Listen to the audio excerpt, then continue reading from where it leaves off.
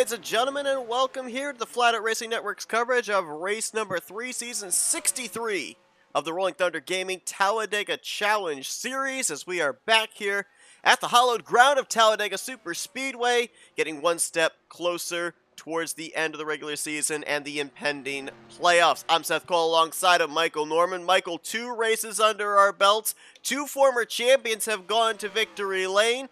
We've been told that the I that was tested out 2 weeks ago, it's been reverted back to the original, so we should see a lot of familiar sights of the double wide and 3 wide racing that we've enjoyed in the past here, but now we've seen kind of the cream rise to the top. As I mentioned, the 2 former winners, Brian Schilling, Josh Metallic, they've won championships in the past. Is this where we start to see maybe the underdogs come up here to the front, try and nab themselves a win, or do we continue this trend with the veterans taking the checkered flags? What? I can't hear you all the way from down there in 26th starting spot. No, but in all seriousness, no, with the original I back, now these guys know exactly how this track is going to race. They're going to be able to pick and move and get their spots just when and where they need to. And it'll be very interesting to see folks like Grant Wesley and maybe that guy Seth Cole, way he doesn't race, come up from the back and try to see if they can't stake their name in the front. And Seth, we've got almost a full field. We got 39 cars racing here today. Yeah, got very close to having to do knockout qualifying for a second time this season. Some big names missing from the field here tonight as well, including one that just appeared in our YouTube comments there, Donnie Garrett. Donnie, I appreciate tuning in. Sorry you're not in the field, but can't wait to see you back on track next week. It will be interesting as well, Michael, to see what side of the spectrum this race fits on, because if you go back 2 weeks here at Talladega Super Speedway, we were treated to a nail-biting fuel strategy finish with Brian Schilling literally on fumes, making it across the start-finish line. Get off the track, sir. But last week we saw... Don't tell me what to do! Last week we saw the caution fly a total of 6 times, so...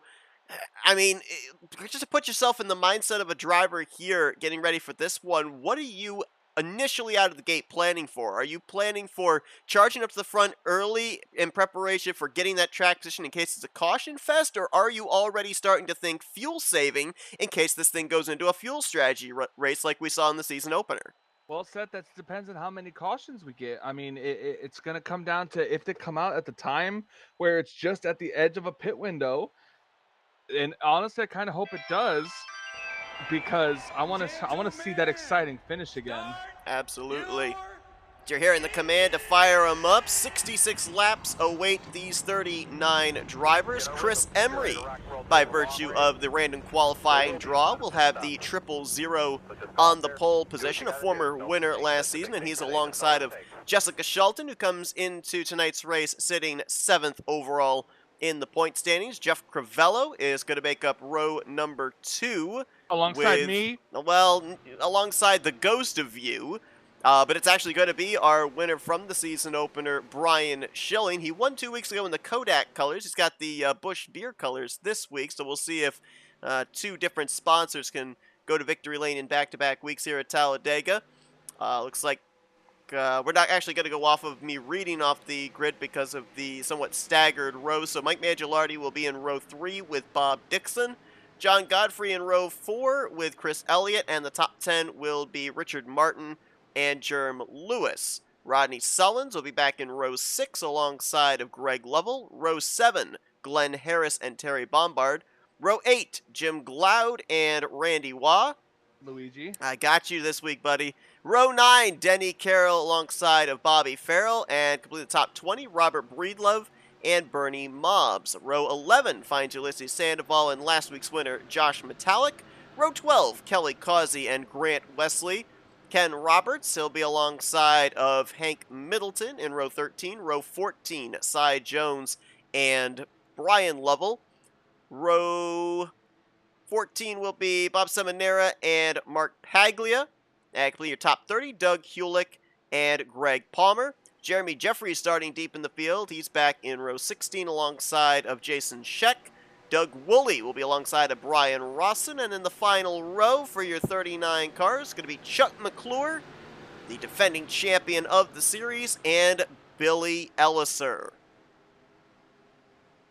Well, Michael talked about when those cautions potentially fall. 2 weeks ago in the season opener here at Talladega, we had a caution come out on lap 2, and then didn't see a single one for the remainder of the race. What will we see here tonight? Chris Emery and Jessica Shelton ready to bring us down here to the start-finish line and begin the third race of the season. Oh, green flag is out. So that's what I guess we're going to see. You notice that the inside lane gets a bit of a run at the beginning, but it's usually that middle lane that's going to take advantage. Yeah, Chris Emery moving up to that middle line very early on. You already have a slow car. Cy Jones losing the pack here. Not too sure what happened, if he just missed something, but he has already fallen back behind this pack. I'm almost wondering if does he not have fourth gear? I don't know. I just saw the car upshift, and I think he just upshifted to third gear. It did not show him in fourth gear. We'll update on that, but if he doesn't have fourth gear, that car is going to be idling the entire race. I only saw him at a top speed of about 175. These leaders are already going almost nearly 200, 198 into turn number 1.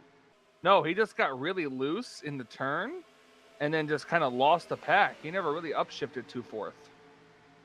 I'm looking at a replay of it now. Yeah, he just got sideways for some reason going into the corner, like he got on the apron and it just turned his car real sideways.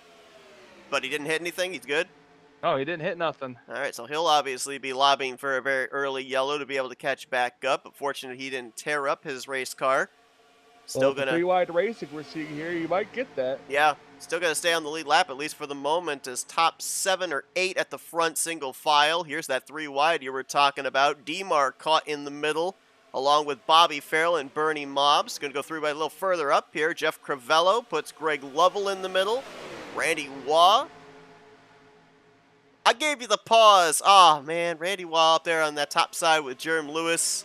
And near contact there between Crivello and Lovell coming off of turn 2. I told you they're going to get a caution here very soon. They got close. They got really close. Jerem Lewis, that unsponsored 616, now trapped in the middle line by himself. Can't really say trapped. The middle line is one of the most viable options here at this version of Talladega, although he doesn't have drafting help behind him, so it could be the proverbial sucker hole as of right now. He'll look to find a way in line. Yeah, it's Chris Elliott. Lane. Chris Elliott with the leader of the outside lane right here. Great run there in that. And now the 9 in the 000 car will go through the outside. And now here comes Metallic on the inside with Grant Wesley. We knew how it wasn't going to be long. Oh, the block by the 000. We knew it wasn't going to be long before we saw them get up here. Now remember, for Brian Schilling and Josh Metallic, they've both won this season. They know they're locked into the playoffs, provided they stay in the top 20 in the standings, so they can afford to be this aggressive here, try and get to the front of the field, and try and pick up another victory, an extra 5 bonus points towards the playoff reformat. Brian's actually the points leader coming into tonight. 7 points over Grant Wesley. And 8 points over Josh Metallic. So how ironic we saw those three. Oh, there we go. In the middle. There's the 022 around. And, oh, it's in the tri-oval as well. Other cars collected up in there. Kelly Causey, Jim Glaude. I think I just saw Doug Woolley down there. Mark Paglia gets a hit. Is that John Godfrey there? Yep. 7-11. Greg, it was the 22. My bad. I thought it was the 022. Let's see what happened here. I think it was. Oh, I guess the 0. Was that the 022 behind him? Yeah, Jason Scheck just gave the 22 a push in the tri-oval that just sent him sideways.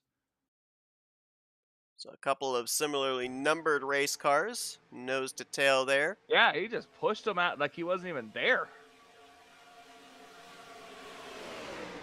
If I remember correctly, last week at Burnt Screwdrivers Raceway, the tri-oval was a big trouble spot for the drivers in that one.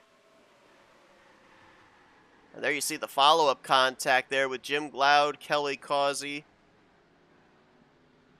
Doug Woolley went around off the nose of somebody. Couldn't tell who that was. We'll go back and take a look. I don't know, Michael. I don't want to say deja vu, but this is similarly close to where we had that caution 2 weeks ago, and then we went green the rest of the way. I wonder Well, if we're second for or same song, second verse, maybe. I guess we'll see what happens. There's a look at Doug Woolley in the 99. Oh, little contact there of Greg Palmer up into Bob Dixon. That sent him into left rear quarter panel of Doug Woolley's machine. You saw the 711 of John Godfrey get clipped as well. And then we'll take a look around the bright yellow 00 of Kelly Causey. See how he, Jim Gloud, and a couple of others got involved in a follow-up wreck behind the initial incident. Going down to the apron to try and avoid. Looks like Gloud clipped the grass, came back up, gets both Kelly Causey and the 41 of Denny Carroll. Little contact there as well for Ulysses Sandoval. So easily can add up to at least a dozen race cars that got contact in some way, shape, or form. I didn't see any contact that looked like it'd be terminal to take a driver out of this race. Of course, there's always that dreaded aero damage, depending on how significant the contact is and where on the race car the contact is, but that's kind of a wait and see once these drivers get up to full speed. Gives us an opportunity here to be able to run you a little bit further down your point standings coming into tonight. I mentioned Brian Schilling, who's your current race leader, points leader after winning at this venue 2 weeks ago. Grant Wesley sits in second, 7 points back. Josh Metallic jumped up 12 spots in the standings last week after his victory that snapped a nearly half-year winless streak. He sits 8 points out of the points lead. The defending champion Chuck McClure sits fourth, 9 points back, and Jeremy Jeffries currently sits in fifth, 10 points out of the points lead. Joe DeSpirito sixth, Jessica Shelton in seventh, Bob Seminara in a tie with Tim Nofsker for eighth, but Nofsker is not in the field here tonight, so he will drop out of the top 10 overall standings. Rodney Sullins currently sits in the 10th position, 25 points separate in the top 10 in overall point standings positioning, and of course, the top 12 in points at the conclusion of the regular season, regardless of if they won or not, they make it into the playoffs. Right now, Ken Roberts and Bernie Mobbs, Terry Bombard, Randy Waugh hold those positions because we have a three-way tie for that 12th position coming into tonight between the 31, the 10, and the 21, who are all in tonight's field. So it will be very interesting to see how that all settles out around the 12th position at the conclusion of tonight as well. Once this race is concluded and the points are calculated, the top 32 drivers in points will get ready to embark on yet another journey as the Bracket Challenge begins next week at Burnt Screwdrivers Raceway, a tournament-style format that runs all the way to the season finale.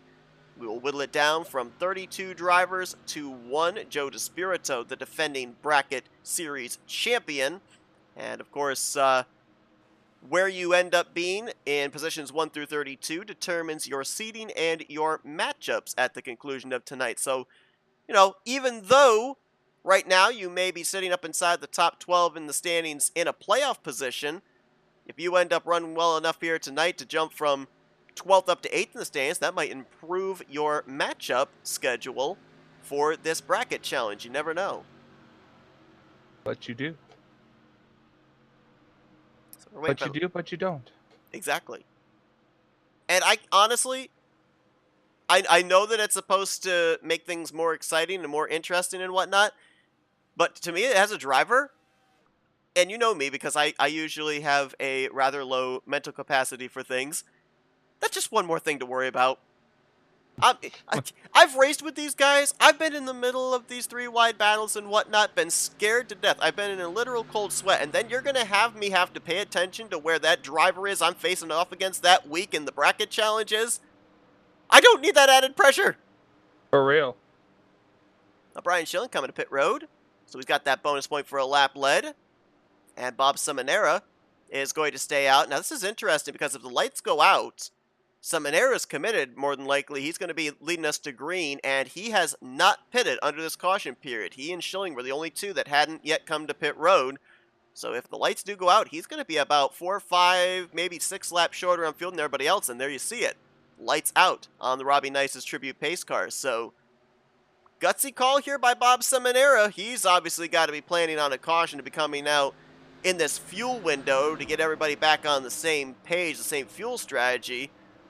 But he will be the one to lead us to green with Chris Emery to his outside. Josh Metallic, Grant Wesley, Greg Lovell going to be the top 5. Obviously, too, we've documented the drivers that are running well in the point standings. Only 2 races under their belts, and there are some big-name drivers that are down below the cut line, quite a ways down in the point standings as well, even outside the top 20 in points, that you just kind of get the feeling at some point they're going to find something, they're going to hit a streak, and they're going to be able to work their way up through the point standings. You got to look at 2-time winner last season, Brian Rawson, currently mired down 25th in points. Kelly Causey way down there in the standings, same for Greg Palmer. We talk about Chris Emery here with a great qualifying position, but he comes into this one 25th in the standings. Mark Paglia, former winner from last year. A lot of big names down there that you know at some point or another are probably going to be making their way up, probably into a playoff spot by the end of the regular season. Richard Martin, a former champion. Of course, we did not see him in the season opener, as he was unfortunately one of the drivers that had to go home in knockout qualifying. But last week had a great run, jumped up 13 spots in the standings, has way still to climb, 51 points out of the points lead. But looks like he's going to restart back around the 12th position here on the upcoming restart. I don't want to do the commentator's curse, I really don't, but I am going. You do. Stop but I lying. have to mention the fact that 2 weeks ago, we had an early yellow flag in the first 10 laps, and after that, it was a fuel strategy race to the finish. Are we in for another one here tonight? You've done a hen jinxed it now. I probably have, but Oh, watch, they're going to wreck immediately on the start of this restart. also keep an eye on Cy Jones there in the 7, because this caution saved him, caught him back up to the field. As green flag out. Little stack up on that inside line there. Chris Emery, Grant Wesley hoping that the outside line will prevail off of turn 2. Might have been a stack up on that outside line there as well, because there's quite a gap from Hank Middleton's 2 back to the 43 of Richard Martin. But there you see the strength of that middle line. Cars don't get nearly as tight off of turn 2 when they're up in that middle lane. Gives them that extra mile per hour or 2 of straightaway speed. Emery not quite clear though. Seminara battles back on the bottom with a good push from Josh Metallic.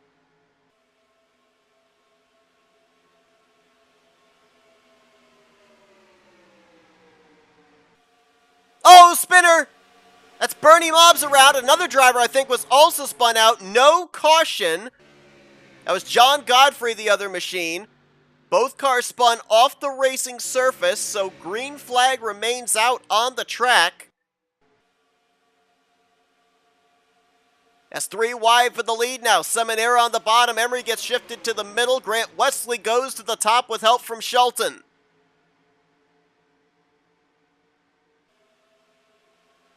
.31 of Bernie Mobbs caught some pretty good air there. Back end of the car came off the racetrack, but I don't think he or Godfrey really hit anything. Tires might be worn, but I don't think they really got much damage. They're obviously lost a ton of track position, and running by themselves, they could very well be in danger if we continue to trend green of falling a lap down.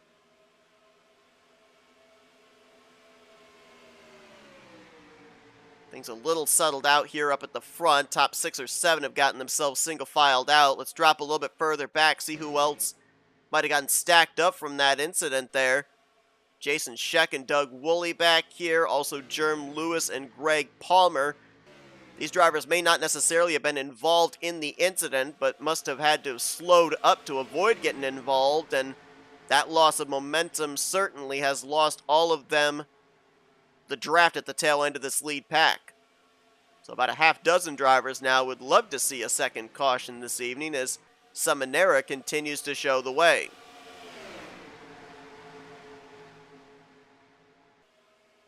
So for most everybody else, They should be able to make it somewhere between lap 26 to 28 before they come to pit road. Depending on how much fuel Bob Seminara saved right there under this caution period, we're going to see him on pit road no later than lap 21.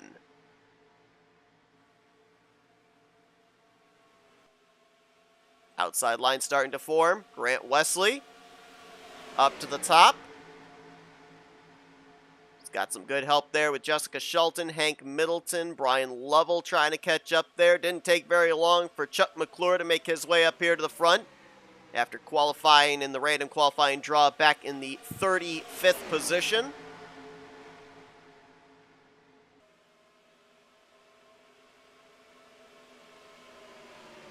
.931 of Robert Breedlove there. Oh, Slow on the apron there. Yeah, I'm not sure. Looking to see if he made a pit stop or not.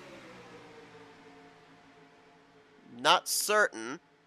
And I'm also seeing that the 616 of Jerm Lewis has come down pit road and actually made the left-hand turn to the garage, so he'll finish 38th here tonight.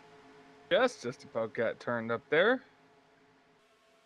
Chuck McClure now up in that third line with Denny Carroll and Ken Roberts. Now tonight marks the start of the trifecta weekend here for FRN. Tonight it's the Rolling Thunder Gaming Talladega Challenge Series. Tomorrow night it's Primetime Racing League, as we'll be bringing you coverage of their second chase race of the season, setting up the mathematicals of who could be in the hunt for the championship next week. And then on Saturday, we bring you the third edition of the Talladega Nights Mega Team Race. 4 heat races, a 47-lap main event at Talladega Nights Super Speedway. 3 really good events here to cap off your week. Right here on FRN is, man, I'll tell you what, I don't know if that initial yellow kind of scared a bunch of these drivers or what, but 10th place on back, they want to race double file 3 wide. Top 8 or 9, they just want to run single file at this moment.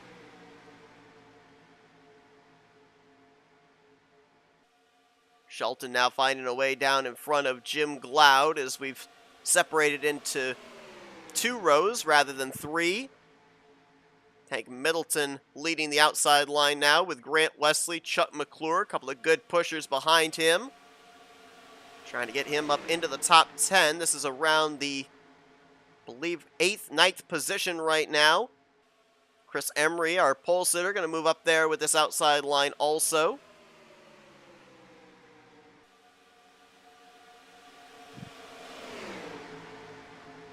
And one driver I just noticed,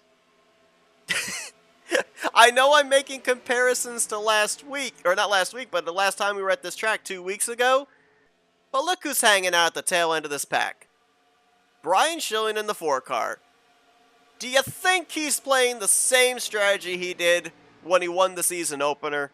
I don't know. I guess we'll have to find out. I feel like he is. Why else would he be back here?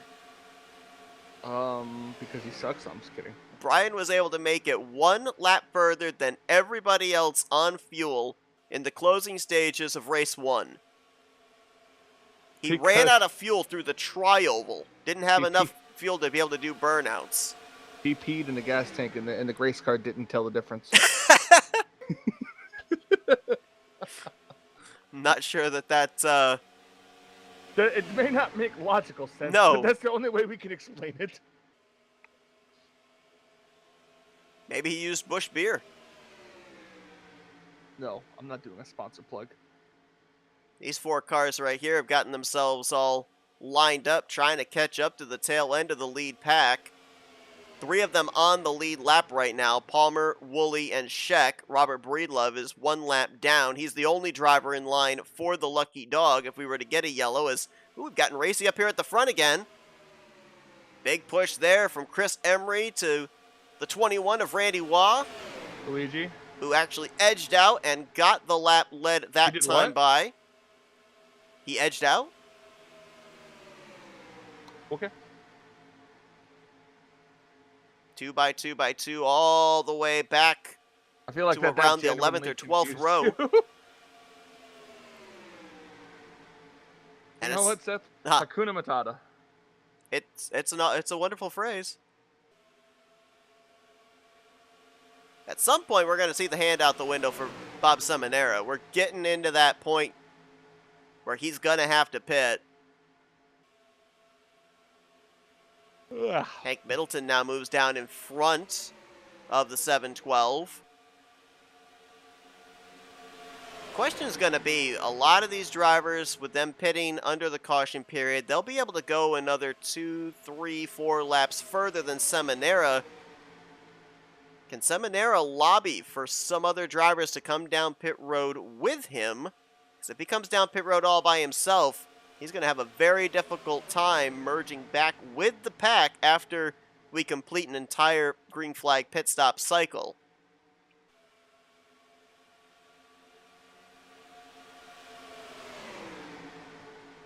No indication of pit road yet for the 712, but he'll have to be on pit lane somewhere in the next 2 to 3 laps as Grant Wesley.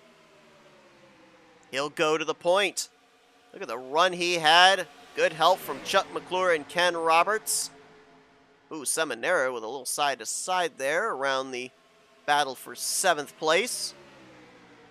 But Grant Wesley, who I believe has led the most laps the entirety of this season so far, has yet to go to victory lane. We talk about the winless streak for one Josh Metella getting snapped last week. Well, Grant Wesley has a winless streak going back to season 61. He went all of last season winless, 3-time champion in the series. And I believe the 712 just made the dive onto pit lane. And he did it all by his lonesome. Nobody coming down pit road with him. What happens when you stay out by yourself? Yep. So we'll have to see if getting the bonus point for the lap led was worth it for Seminara. We'll see where he is when everything cycles around. Will he still be with the pack or not? Or would he have to rely on a yellow to get back into this thing? As top 6 have got themselves single filed out. Josh Metallic was the 7th place car, but he moved up to the 2nd lane in front of Hank Middleton. And they're starting to make some hay up in that second groove. He'll get himself up alongside of the 21, looking to crack the top 5.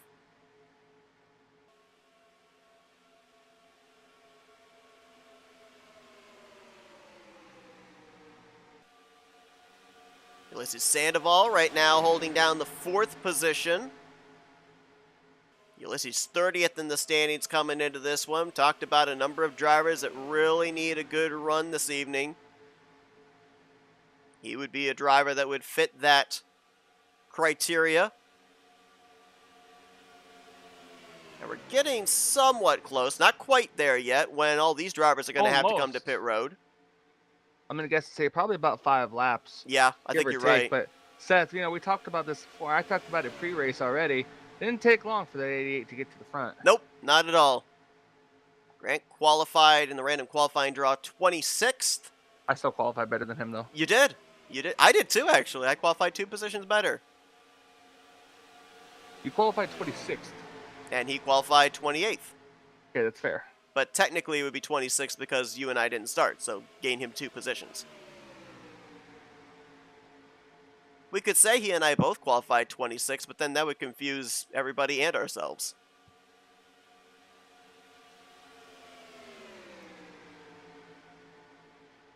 I talked about Brian Schilling hanging out there at the back, Donnie Garrett in our chat. Definitely not a Schilling motor. It would have blown up by now if it was a Schilling motor, Donnie. About to have some traffic come into play here. You saw the 712 of Bob Seminara get put a lap down. Bernie Mobbs, John Godfrey not that far ahead. And that would start to put into question the eligibility for the free pass of drivers like Robert Breedlove and Bob Seminara. The more drivers we have put off the lead lap, the more drivers we'll have fighting for 2 coveted spots to be able to get the lucky dog should we see a caution.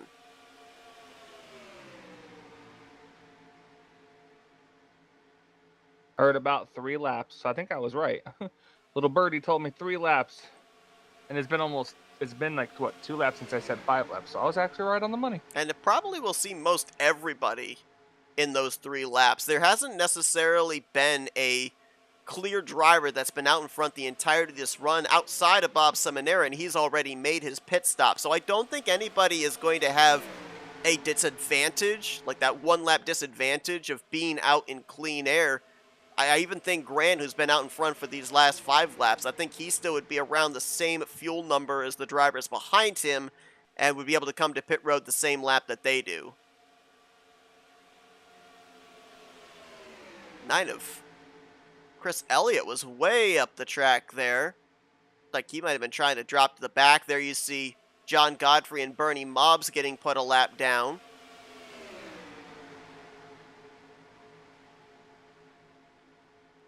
Did start to see some chat lighting up. We might have some drivers coming to pit road in the next couple of laps. We got some on pit road now. 39, 72, 9, 88, and a bunch of others. Bob Dixon, Chris Elliott, Mike Mangialardi, and Cy Jones all on pit road this lap.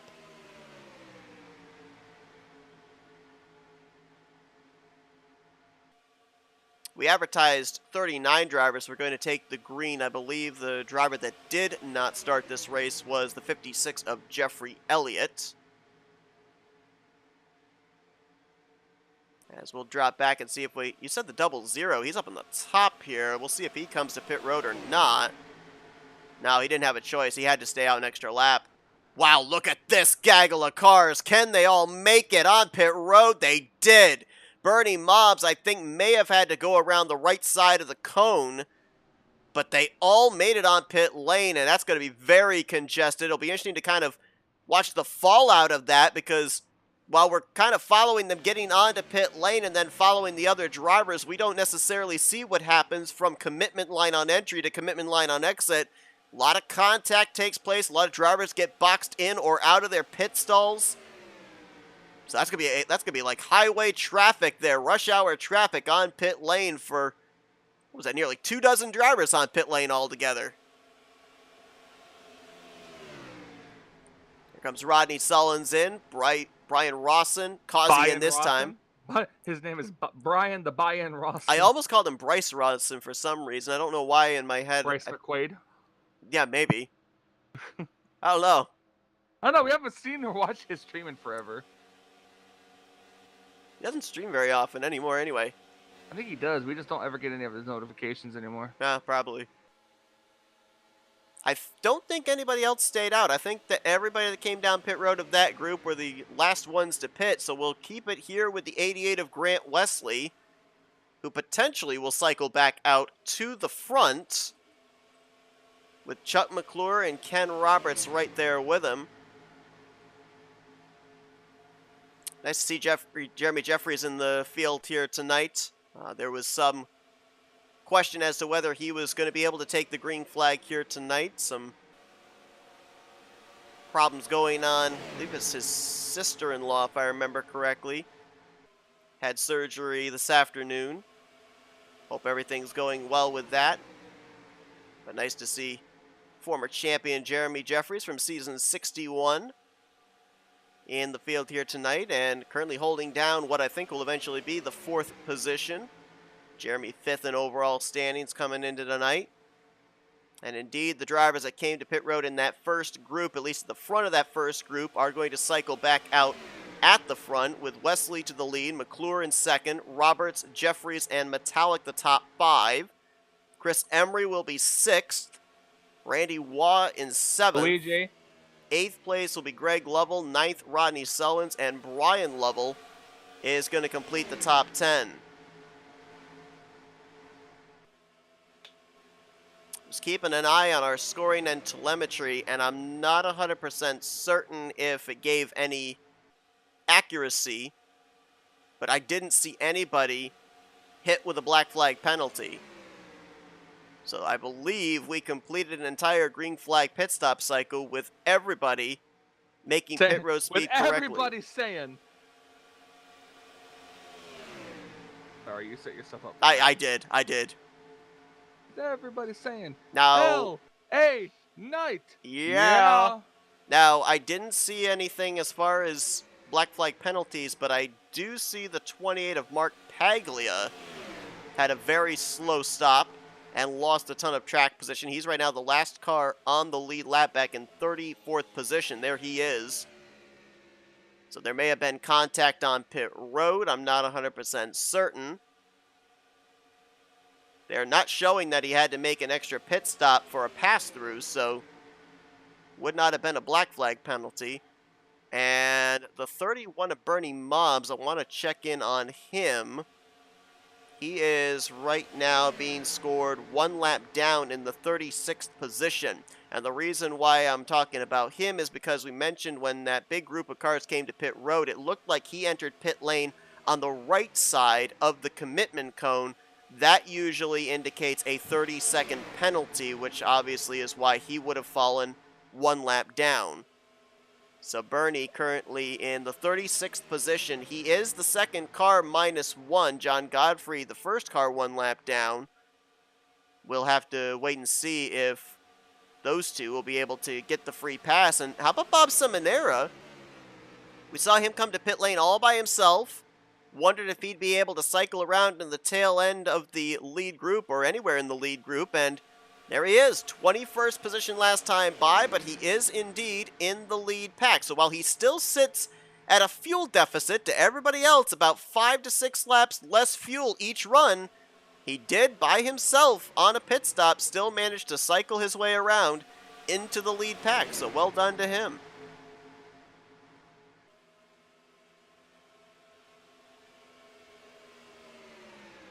Now, Grant Wesley, trying to remember if, I don't think it was back-to-back weeks.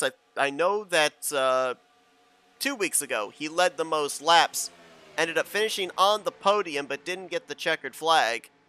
And right now he has led the most laps in this race. He just led his 11th lap of the night, hoping to close it out with a checkered flag in this one. He's been a lap leader here in Season 63, but he's yet to be able to lead that all-important last lap in the first 2 races of the season. Mark Paglia about to go a lap down here.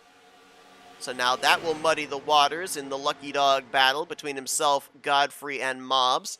Robert Breedlove currently sits 2 laps down. He is the last car running. 37 cars running. 33 of them on the lead lap. Only one driver out of the race, Jerm Lewis. Halfway through the race. Coming up at the completion of this lap. Halfway home. Trying to do the calculations in my head, Michael, and the time that everybody came to pit road, it's close. There's about a half lap to a lap from what I'm calculating here. If we go just off the minimal 19 laps they usually run, it is super, super close for these drivers on being able to make it on one more pit stop. Like, I think most of these drivers hit pit road on lap 27 or 28. You add on the 19 laps from that, you're looking at lap 46 to 47. Add another 19 laps onto that, and we are literally looking at lap 65 or 66. Like, it is right on the money. So I feel if you can stretch it the extra lap here on this run, you probably want to do so. For Seminara, he absolutely needs a yellow flag to get back into this because he's going to have to make 2 more pit stops before this race is over. Everybody else, borderline, can make it on 1. We got an early race win prediction from Donnie Garrett. He's calling 2 in a row for Josh Metallic. Josh certainly has the flexibility to be more aggressive to try and get that second win. We talked to drivers at the beginning of the season when they get those early checkered flags and they say it's just like a weight has been lifted off their shoulders. They have a lot more freedom to do things. We've talked with Brian in the past, the beginning of last season and this season when he got early checkered flags, and he says, yeah, I can be able to be aggressive to try and win for myself, but I can also be able to try and help teammates of mine to victories, to lock them into the playoffs. Gives you a lot more freedom in your choices. It also helps to make a bad night not feel nearly as much of a sense of desperation the following week, knowing that you just have to keep yourself in the top 20 in the standings, and you know that that checkered flag earlier on is a golden ticket into the postseason. Absolutely. Let's drop back here to a battle around the 10th position. Kelly Causey in that bright yellow Prestone machine to the inside of Denny Carroll.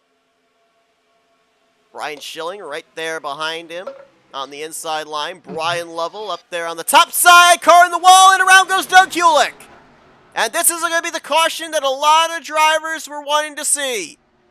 Glenn Harris and Terry Bombard collected up as well. Caution's going to fly for the second time here tonight, just past halfway.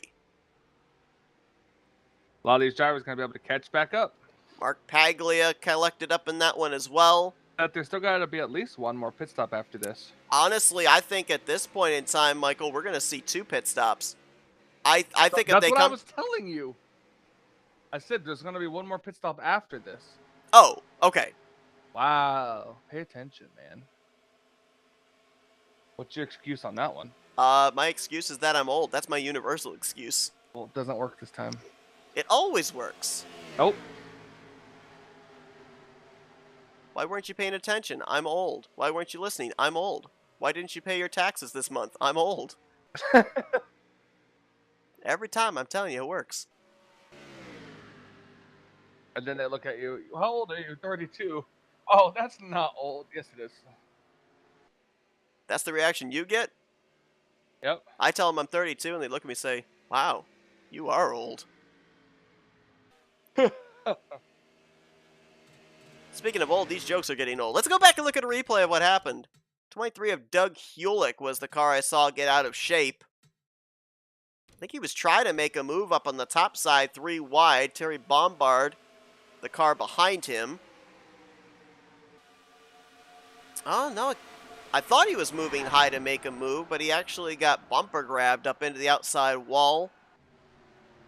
Glenn Harris nowhere to go, and then look at all these drivers coming into the scene as well. Good job by Doug Hewlick, staying up against the wall, waiting for everybody to get by him before coming back down the racetrack. Keeping his car in one piece. Let's try and find out how Glenn Harris got involved. I believe Bob Dixon might have gotten a piece of this as well.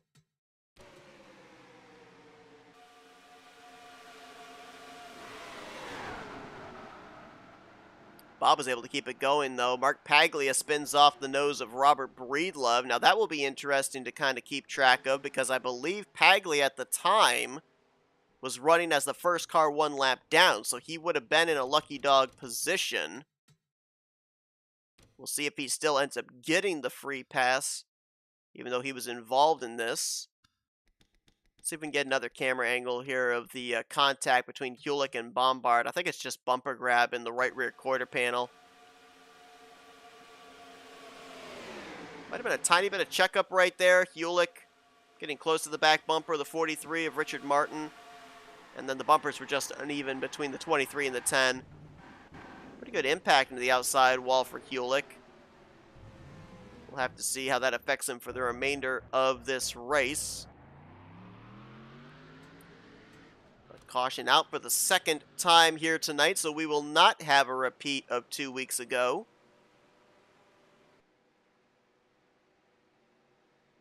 Though this still will come down to pit strategy, with at least one more pit stop needing to be made between now and the conclusion. Brian Rawson stays out to lead himself a lap, and we'll probably see him come to pit lane. Robert Breedlove in the 931 staying out here, and I wonder if he might be electing to take the wave around. He's 2 laps down. Taking the wave around would put him to -1. He could then battle for a lucky dog position if we get a quickie yellow, which I think would be the only opportunity he has right now. He would need a caution very early on in the next run before he'd have to come to pit road for a green flag pit stop. And we will keep you updated on who the free pass cars are I assume they're going to be John Godfrey and Mark Paglia, but we will wait for confirmation on that. I believe Chris Emery won the battle off of pit lane with that #1 pit stall. So he will be re-inheriting the race lead. Grant Wesley, Chuck McClure, Ken Roberts, Jeremy Jeffrey is going to be the top 5, it looks like, when we go back green. We're going to step aside for an FRN race break and then bring you back here for the conclusion of tonight's 3rd race of the season for the RTG Talladega Challenge Series. You won't miss a thing here, and then we'll be back here for the restart on FRN.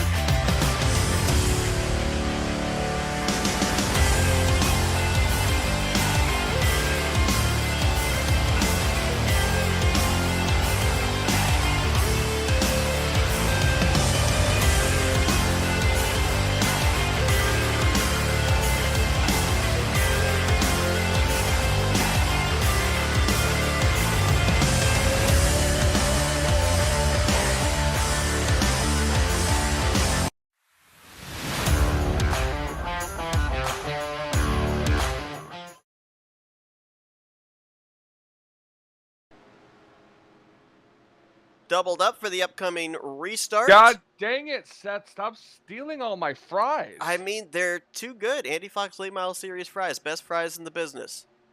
If you don't know what it is, go to your local supermarket. If you don't know what it is, Google it. You won't find it. So we're not going to return it to it? Yeah. Chris Emery going to be the one to get us back under the green. We don't Start know what on the you're pole. watching, so we're not going to tell you we're going to return you to it. Don't finish that line. But Emery looking to go coast to coast, pole to win here tonight. He'll have Grant Wesley, who's led the most laps so far this evening, alongside of him. Grant's been out in front for 16 circuits. Ken Roberts and Jeremy Jeffries back in row 2. Last week's winner, Josh Metallic and Rodney Sullins in row 3. Then Greg Lovell, Denny Carroll, Brian Schilling, our winner from this racetrack 2 weeks ago in the season opener, and Brian Lovell going to be your top 10. Seth, you said not to finish the line, but I couldn't help it but finish it in my head. You finished it in your head. That's what I figured. You saw John Godfrey, Mark Paglia get the lucky dogs here. John Gilbert Godfrey. John Gilbert Godfrey. I've been saying his name a lot, and I've been wondering when you were going to bring that back. Gilbert Godfrey. You're on point every time with the Randy Waluigi thing, but I really want Gilbert. Gilbert. Oh my God! I actually called him Gilbert. I really want John to reach out to us so we can make him an Iago car. An Iago car. We should make that for him for if he races Talladega with us. And look, perfect segue. Of course, Gilbert Godfrey, the voice of Iago in a Disney film, and we lost another Titan in a Disney film this week with James Earl Jones. Green flag back in the air on that uplifting note. How many years ago was Lion King released? Oh gosh, was it 95? I want to say Oh, so 95, 96. I was gonna say, well, I guess on lap 95, but we don't go to lap 95. We'll stay here and time out when we would have gotten to lap 95 once the race concludes. Just a moment of silence. Dead even down the back straightaway there. Emery versus Wesley. Oh, the pinching. Yeah, there's a lot of pinching going on there. Both lanes. I noticed how aggressive Emery is with blocking, so the pinching doesn't quite surprise me. But boy, it one wrong move and that could take out everything. Blocking worked for him last season when he went to victory lane, made it into the playoffs, but we didn't see him once the playoffs began. He finished way down at the bottom of the playoff standings. Grant Wesley pointed his way into the playoffs, but would love to win his way into the postseason this season. Oh, that is really close there. Off of turn number 2. Grant trying to pinch down the inside line. Emery trying to move Grant up the track out of that optimal lane off the second corner. But now Grant's going to prevail with help from Jeremy Jeffries. He is clear of the inside line if he wants it, but he'll stay in that outside line. Third line forming back there as well. Jessica Shelton heading that up with Bob Seminara. That caution was huge for Seminara because now that puts him back on the same fuel window with everybody else. He ran a majority of this race about 5 laps shorter on fuel than the entire rest of the field. We also, during our FRN race break, had another person give us their prediction of who's going to win here tonight. Milt Surratt predicting the 55 of Ken Roberts to go to victory lane. Ken right now second car on the inside line, and Ken having an incredible season over in the Primetime Racing League's Friday Night Super Speedway Truck Series that will be bringing you coverage of their second chase race tomorrow night.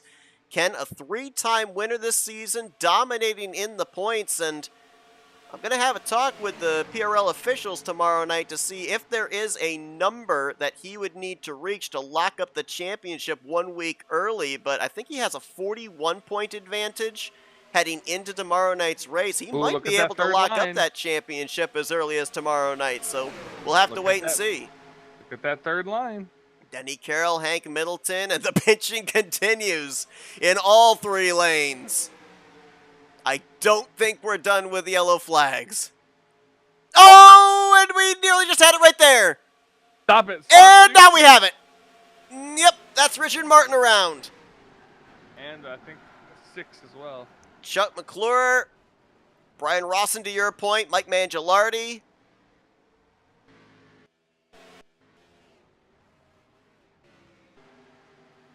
Chris Emery, I believe, was the leader at the time the caution came out. Mangialardi still trying to get his car refired.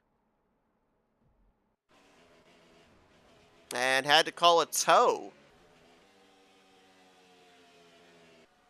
Well, this should... Yeah, where are we at now fuel-wise? We're good to make it, right? It's right on the edge. Yeah, it's right on the edge. 20 laps to go. We saw Chuck McClure make a late dive onto pit lane during the race break at the 1 to green. Get that extra lap of fuel should it end up coming down to going green the rest of the way. That advantage is more than likely gone, but with us being right on that window, Michael, I think we're going to see a lot more drivers, especially those that are in like the second half of the field. A lot of drivers, I think, are going to come down pit road at the 1 to green just to make absolutely certain that they can get to the finish. Absolutely.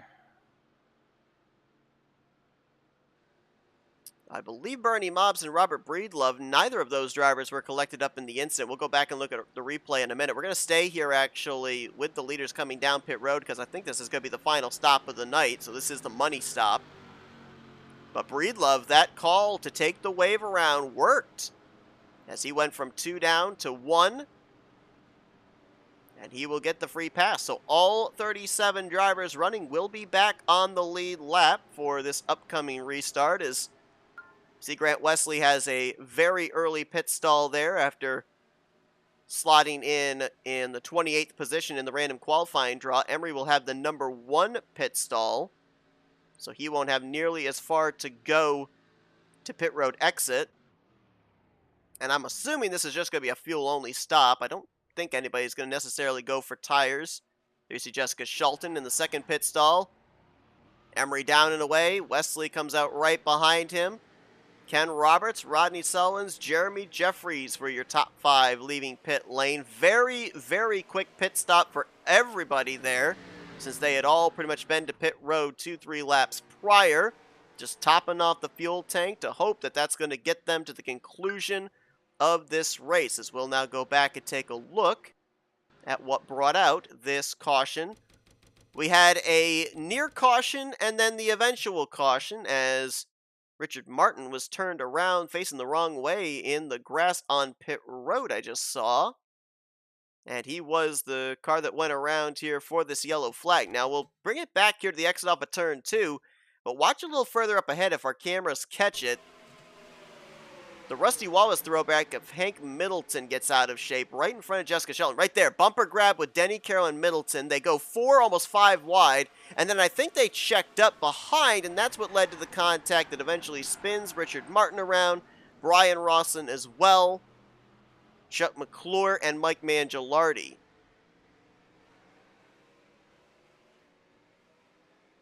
We got to look at this from the aerial shot, because I'm absolutely certain that up around the Hank Middleton incident, they were 5 wide.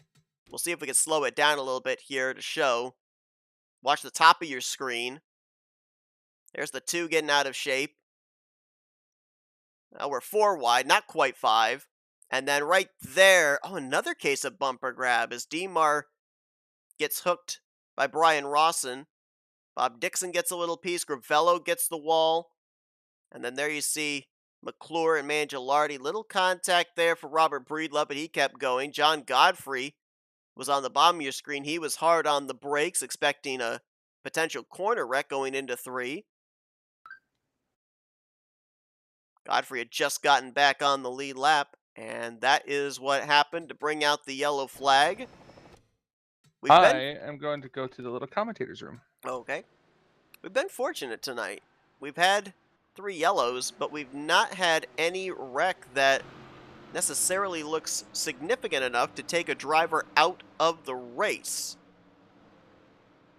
Any contact is bad, but with moderate damage, we've seen, for the most part, minimal contact, and really have not seen anybody lose the draft in terms of the damage they have received. And as mentioned, with Bernie Mobbs and Robert Breedlove getting the lucky dogs, our 37 remaining drivers will now all be on the lead lap, all with a shot of still being able to win this thing.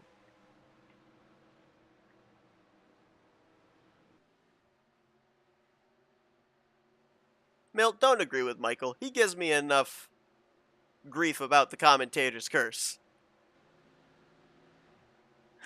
Sometimes we enact it, sometimes we don't. The problem is for a commentator is you have to talk about it.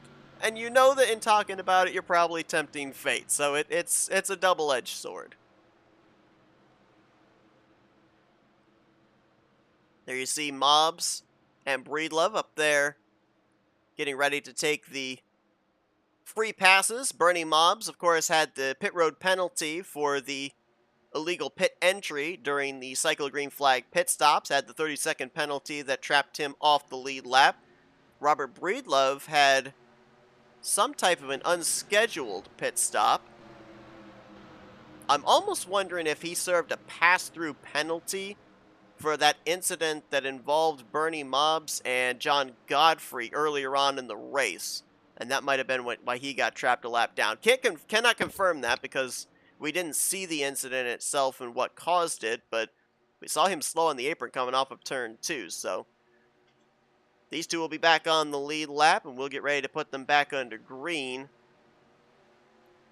The green flag's going to come out on lap 49's completion, which would be at 17 to go, and they've had the opportunity here these last couple of laps to throw in the clutch and save fuel. So I think it's safe to say, Michael, that fuel will not be a concern. I think these drivers, regardless of if they spend the entirety of this final run out in front or not, I think everybody's good to go. All right, so if one person runs out of gas, it's on you then. That's on me, yes. Yep. It's either on me or on the gas man for not getting the thing full of fuel. But mostly my fault. Yep. Donnie says business about to pick up. No will be holding back due to fuel mileage JR. savings. Recipe for disaster. Okay, Jim Ross, calm down. Well, he is the nature boy. So I've already tempted fate in saying that we've had rather minor contact in our wrecks, so is the big one looming? They've done a good job so far here tonight of being able to keep their cars relatively in one piece.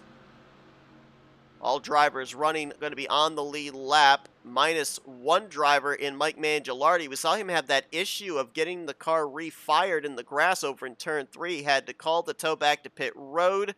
Apparently, whatever the issue was not remedied, and they pushed his car behind the wall, so he will join Jerm Lewis as the only two retirees from this event, dare I say, so far.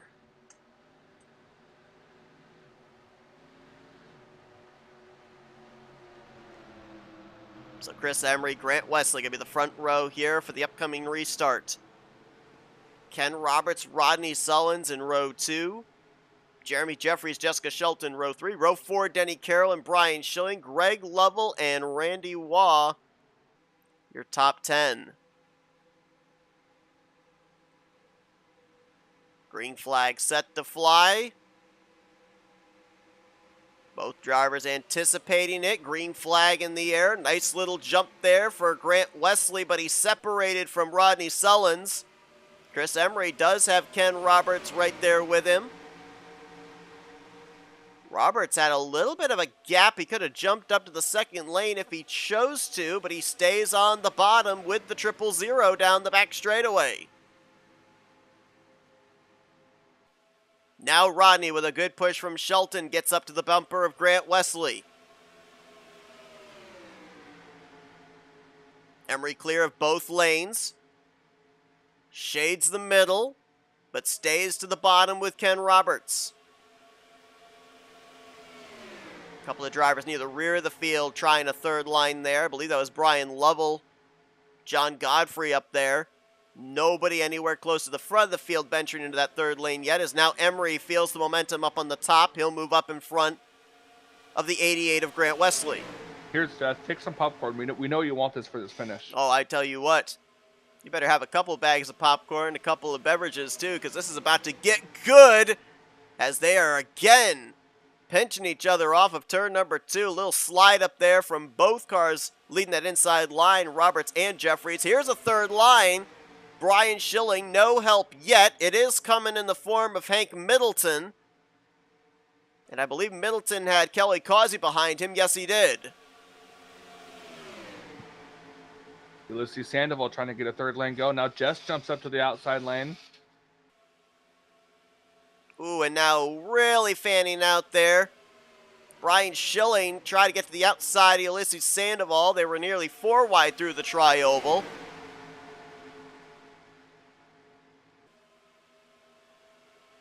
Couple of cars side to siding there. Don't know if that's just on my end. 41, the 2 with a little side to side. I could see a little bit of it. The run there for the Busch Beer. Whoa! Oh! Block up there at the front. Emery tried to block Grant Wesley. Almost blocked him down below the yellow line. Moves up, yields the position. Grant now charging on the shorter way around the racetrack. Oh my gosh! Emery blocking Rodney Sullins up into the wall. 4 wide through the tri-oval. Oh, there we go. Big wreck. And we got several up and over. Godfrey has caught air. 17 involved. Chuck McClure up and over. Almost up and over. I think there was a third car further back that went upside down as well, but I couldn't identify who it was. This was the big one. It could have been Doug Woolley, but this was the big one we talked about, Seth. Indeed. Right at the start-finish line. Several cars up and over. And this is race back as well, so let's go back up to the front here as Jeremy Jeffries leads them out of turn 4. Brian Schilling, Grant Wesley side by side for second. And Jeremy's going to be leading them back here to our 4th caution of the night. We're going to get ourselves a restart with less than 10 to go. As car number 1 up to P number 1. For, I believe, the first time tonight. That might have been Jeremy's first lap led. I'll have to double check on that. There's Brian Rawson, the Copenhagen Ford Thunderbird. John Godfrey already on pit lane. I know he was one of at least 2 cars that flipped upside down. Chuck McClure, we know, was another one, and there's a third one that we still have to identify that was on his roof against the outside wall, sliding across the start-finish line. We'll go back, take a look at a replay here. We're focusing up at the front, the stack up due to the blocking of Chris Emery at the front of the field. We'll try and see if we figure out where this wreck started. Let's begin with the 7-Eleven of John Godfrey. See if maybe we can find where the contact was.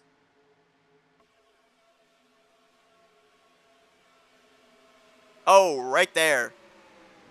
Brian Lovell getting into Doug Woolley, and you're right on the money there, Michael. Woolley was indeed that third car that went up and over.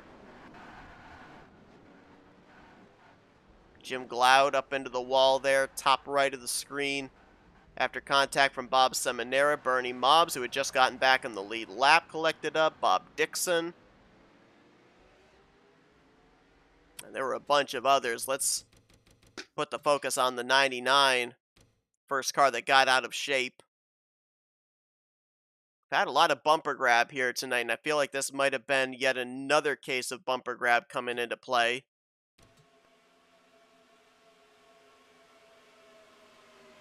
Maybe a little bit of a late bump there. Woolley might have been checking up from Crivello, but you see him up and on his side.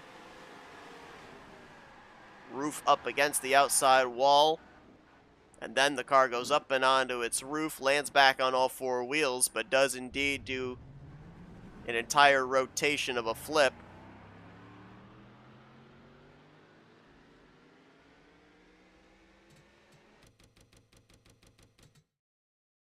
So far, only 1 driver out of the race after everything we're showing you, and that is the 7-Eleven of John Godfrey. Let's focus on the third car that we saw go up and over. We kind of caught a little bit of his flip live. That's Chuck McClure. Tries to shoot the gap there between Seminara and Dixon. And then after the car comes back onto all 4 wheels, almost goes up and over again after some further contact with Brian Rawson, maybe a little contact with Doug Hulick, but does land back on all 4 wheels and does continue on. So now it will be interesting to see with a number of these drivers who is going to be up to speed for this upcoming restart and who may be off the pace, and hope for the continuation of a race of attrition to be able to pick up spots. Obviously, a lot of track position going to be lost here for the drivers that were involved.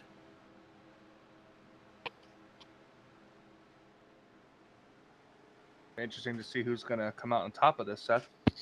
Can confirm that lap lead coming back to the caution was the first lap lead of the night for Jeremy Jeffries. I think we're coming to the 1 to go signal this time, which will give us about, what, 10 laps to go? 9 laps to go? It'd be exactly 10 to go, right? Yeah. Let's see if we do get the lights out. We don't have any lap cars now. Oh, nope. Lights are still on. Lights are still on. Interesting. Only lap car we had would have been John Godfrey, but he retired out of the race. Everybody was on the lead lap, so but I thought maybe we would get that extra lap of pacing removed. Not the case. So it will be more than likely 9 to go when we get back green. Of course, as well, once that green flag flies, the question will be, what flag are we racing back to? Because we will be perilously close to that point of no return, which I think would be at the completion of lap 60... Well, probably completion of lap 62. I thought that we wouldn't have the extra lap of pacing here, but we did, so probably be around the completion of lap 62. And if a caution came out between that and the end of the race would end under yellow. If it came out prior to that, which we would still have about, what, another 4 or 5 laps before that, we would then be able to have enough laps for another late race restart. Something like that, yeah.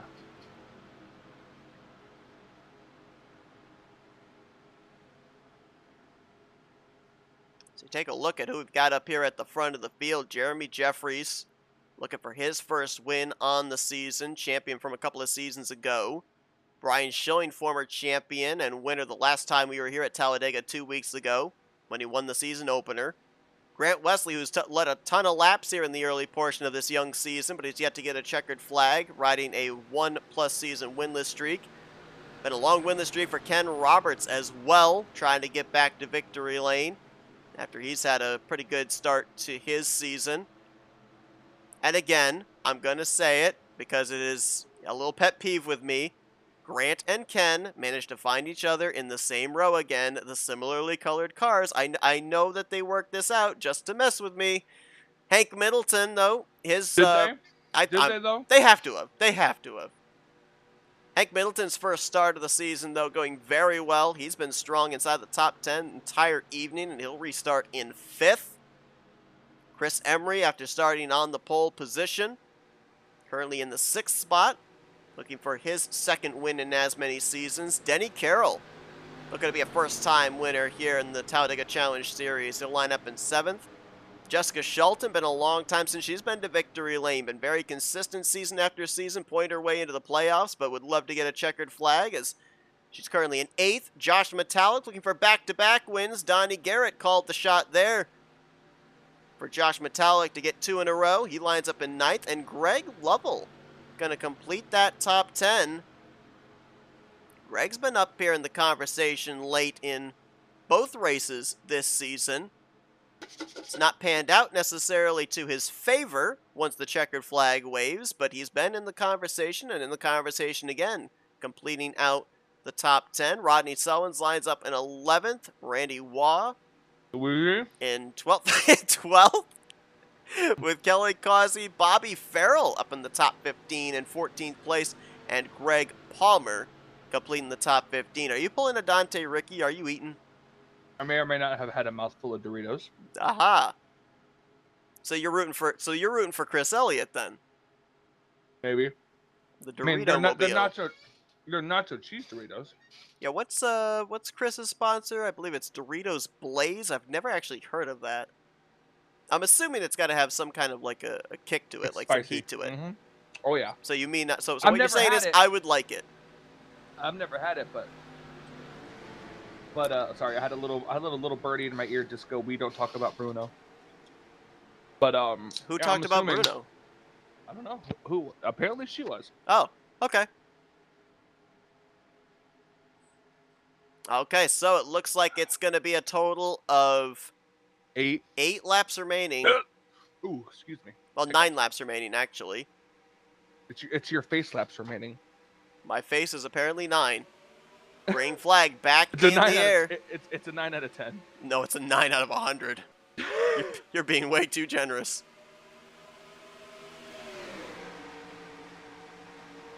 Both lanes pretty well organized, but Jeremy is clear for the moment. Does he move up? He'll stay with the 88 on the inside line here down the back straightaway. Schilling with the push from Ken Roberts. Draws alongside going into 3. Only 2 drivers have led double-digit laps here tonight. Grant's led 22. Chris Emery has led 10. So not necessarily has a driver had an absolute stranglehold on the front of the field here tonight. Bob Seminara has led 9 laps. Jeremy Jeffries has led 5. Brian Schilling just led his 4th right there. 3 laps led for Rodney Sullins and Randy Waugh.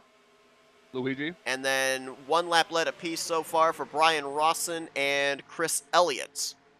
And those are your lap leaders so far here tonight. Is Shelton a little indecisive there on whether to go up to the top or stay in the middle. She'll stay behind Chris Emery. Greg Lovell will pull alongside of her. Shelton now in the middle with Denny Carroll on the bottom. 3 wide around 7th. Double wide from 1st through 6th. And now Emery jumps to the top. Whoa, where is Emery going? Caution's going to come out. Big wreck through the tri-oval. Oh, my Lord.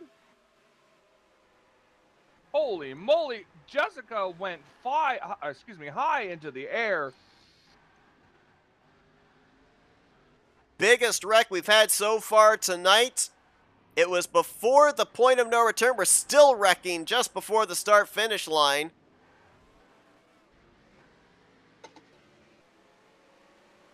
Drivers scattering to avoid each other. I believe Jason Scheck's engine may have given up the ghost. No, he's good. It was just tire spinning, trying to get the thing going again.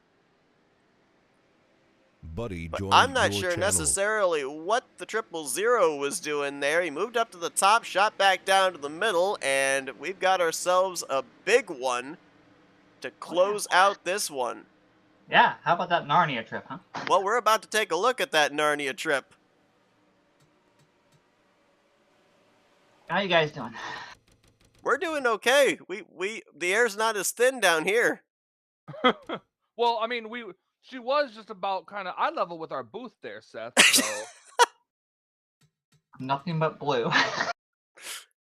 It's like in the Bee movie when the bees on the tennis ball flying by. Well, if Michael would have told you during that caution before we had the restart, I kept whispering, "We don't talk about Bruno." He told me that. And I was trying to figure out who was mentioning Bruno. Yeah, all I had to say was the word Bruno, even if we don't talk about Bruno, and look what happened.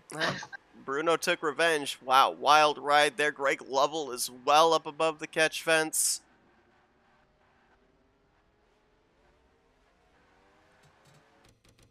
I don't know what happened. If maybe his controller or wheel or whatever he's using disconnected. Yeah, that was right up at the front too. I mean, that was 5th, 6th position.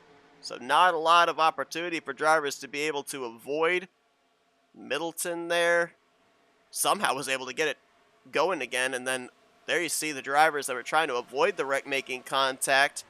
That slid them up into both Jess and Greg, sent them up into the catch fence.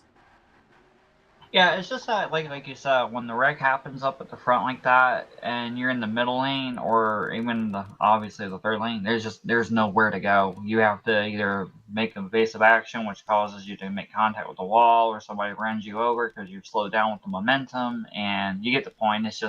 It's a whole cluster from there. Yeah, you have 2 choices, right? You can either go down to the apron through the tri-oval and maybe get hooked in the left rear quarter panel that sends you up the track, or you can go to the grass where there's no grip and then slide up the track into the oncoming traffic. It's a lose-lose situation. Jason Scheck, Glenn Harris. It's basically pick a car, see if they got through. Well, I'm actually really, really surprised and happy to see that Hank got through that, because I think that's the one who actually touched me was Hank, and when he got sideways, I believe it was Hank that got sideways and got into me a little bit, and I'm glad it didn't take him out. Yeah, we gotta watch this. We're gonna go to the helicopter cam. Keep an eye on the black and yellow number 2, because I don't know how he got this thing turned back the right direction. Neither do I. That thing was 45 degrees facing up to the outside wall, and somehow, look at this. Look at that thing. Gets a little help there maybe from the second bit of contact from Chris Emery, gets him pointed back the right direction, but he never lifted. He kept the thing floored, and it worked out in his favor. It got to the point where it's like under a certain amount of laps to go, and I don't know whether people were realizing the caution, the point of return was coming up or whatever, but, it's go time, so they're going to make that 3rd lane go, and, it's what they call the accordion effect, or late block, or whatever they're going to deem it as. I'm not really sure. But regardless, the whole line had to check up, and in that small amount of time with it, we're all that close together like that, with the 3rd lane was actually moving. It's going to be a disaster. Hey, we got a couple. some questions. I was just for gonna you, say, Jess. yeah, it's time for Don- Jessica Shelton Q&A. Yep. Donnie Guerra asks, "Is it true that it's quiet when you're in the air?" Well, all I can hear while I'm up there is it Joshua Palmer or is it Greg Metallic? That's the only thing I hear in my mind. When Thought I'm maybe up you there. would hear the "We Don't Talk About Bruno" song. No, that was prior to the restart. Oh, okay. I was still on the ground to that. I was still in the ground. And He is also, still Milt in the Surratt air. asks, he said you had wings. Did you drink some Red Bull? No, unfortunately, I don't. I have actually tasted Red Bull. I'm not too crazy over it, but no, I didn't have Red Bull tonight, unfortunately. So there's no excuse for that. I think I just got really tired of going around and around and around. I just want to go around and around really quickly, and that's what happened. If you had wings, you wouldn't have come back down to the ground. You would have just stayed up there and completed laps in the air. Yeah, but She's by the still in time the I air. come down, I don't know who won the race. I don't know if your transponder would have registered crossing the line either. I can just hear my spotter now. Clear high, clear high, clear high. Car low, car low. You look to your left. There's nobody there. No, I mean low, below you. Fried chicken, anyone? Go back down. Roadkill. So Bob Seth. Seminara, one lap down. Beth. So since Jess is up here with us, does that mean that she didn't go all the way? She not all the way. I'm actually impressed with the teleportation powers because it is a long trek from the pre-race down on pit road to get up here to the booth. Takes me like 2 years. She got up here in like 2 seconds.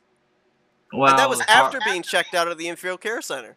the car didn't like me, so basically the car just punted The me. car ejected you out. Yes. What is it, like the car that Ronald Weasley's father had in Harry Potter or something? Harry Potter?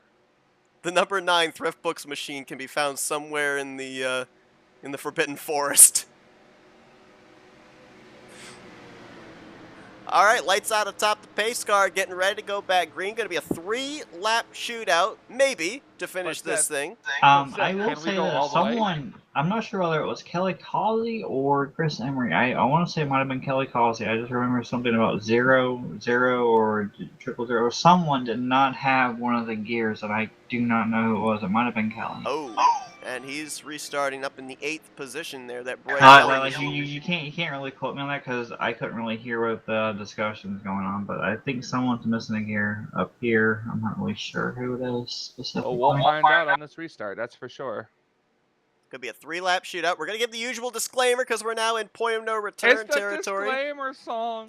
Don't you dare try it. That is copyrighted material, sir. Stop it. But we will stay with the leaders if a caution happens between now and the checkered flag. We'll go back and look at any necessary replays either during the final pacing laps or post-race. But it's Jeremy Jeffries and Grant Wesley, a couple of drivers looking for their first wins on the season. Brian Schilling looking for back-to-back wins here at Talladega. Ken Roberts will make up row number 2 with him. Hank Middleton, Josh Metallic, last week's winner in row 3. Then Rodney Sullins, Kelly Causey, Bobby Farrell, and Greg Palmer gonna be your top 10. But will they be the top 10 when we come around here to the checkered flag? I don't know. The way things have gone here in the last 10 laps, it's completely shuffled up the middle portion of the field. Yeah, I might get someone else get ejected up here. Do we have to get out our like baseball mitts to catch him or something? I don't know. I'd rather grab a bat if it's Greg Palmer that comes up on a swing. Yeah. That they got to go all the way. All the way to Victory Town. Well, now that we're in this realm here, I mean, hopefully we won't get another caution. But you never man, know. they stacked up on that inside line badly. Grant Wesley going to look clear here for Jeremy Jeffries. Now, I'm really kind of baffled about how this middle line's been performing compared to the high side. I mean, the third lane has not been really friendly, if you've noticed that tonight, compared to what it has been. Well, there's been a lot of blocks on the outside lane going on as well. Here it is, look right at there. Metallic was trying to go up there, and then look again, Seth, to your pet peeve, those cars together on the outside lane. Always together. Okay, Snape, calm down. Jeremy goes to the last corner. I mean, I don't know if he can get back. Oh, They're really tight coming off the corner. There's got to be a lot of shoving. 3 on that wide outside up here lane. in the tri-oval. Mark Paglia caught in the middle side. If Wesley gets a run, does Jeremy abandon the bottom and go up there to the top to block? 2 to go. So far, doesn't have the momentum, does Wesley? Bobby Farrell trying to make something happen there on that third lane. No help, just Billy Ellison. Nothing going with that. They're going to try this high line one more time here and see if they can get a run going. It won't probably be until the last lap when that white flag comes out where we'll start seeing that third lane be really effective. On the back stretch. Draws side even. By side, going into turns 3 and 4. And now the pinching begins. You see the bottom cars move up, the outside line cars move down. Rawson to the high side, the third lane. Can they get through the tri-oval to at least to the line and take the white? He's pushed to head right here. White flag. One not clear. Not clear. I almost said the other word by accident. Look at the inside lane, get the run. Yeah, but the 88 and the 55 are going to have to run down the back stretch. But does somebody jump out to the third lane down this back straightaway? Yeah, someone's going to have to jump out before we get to 3. If they want any shot at this, and it's got to be up near the front and mid.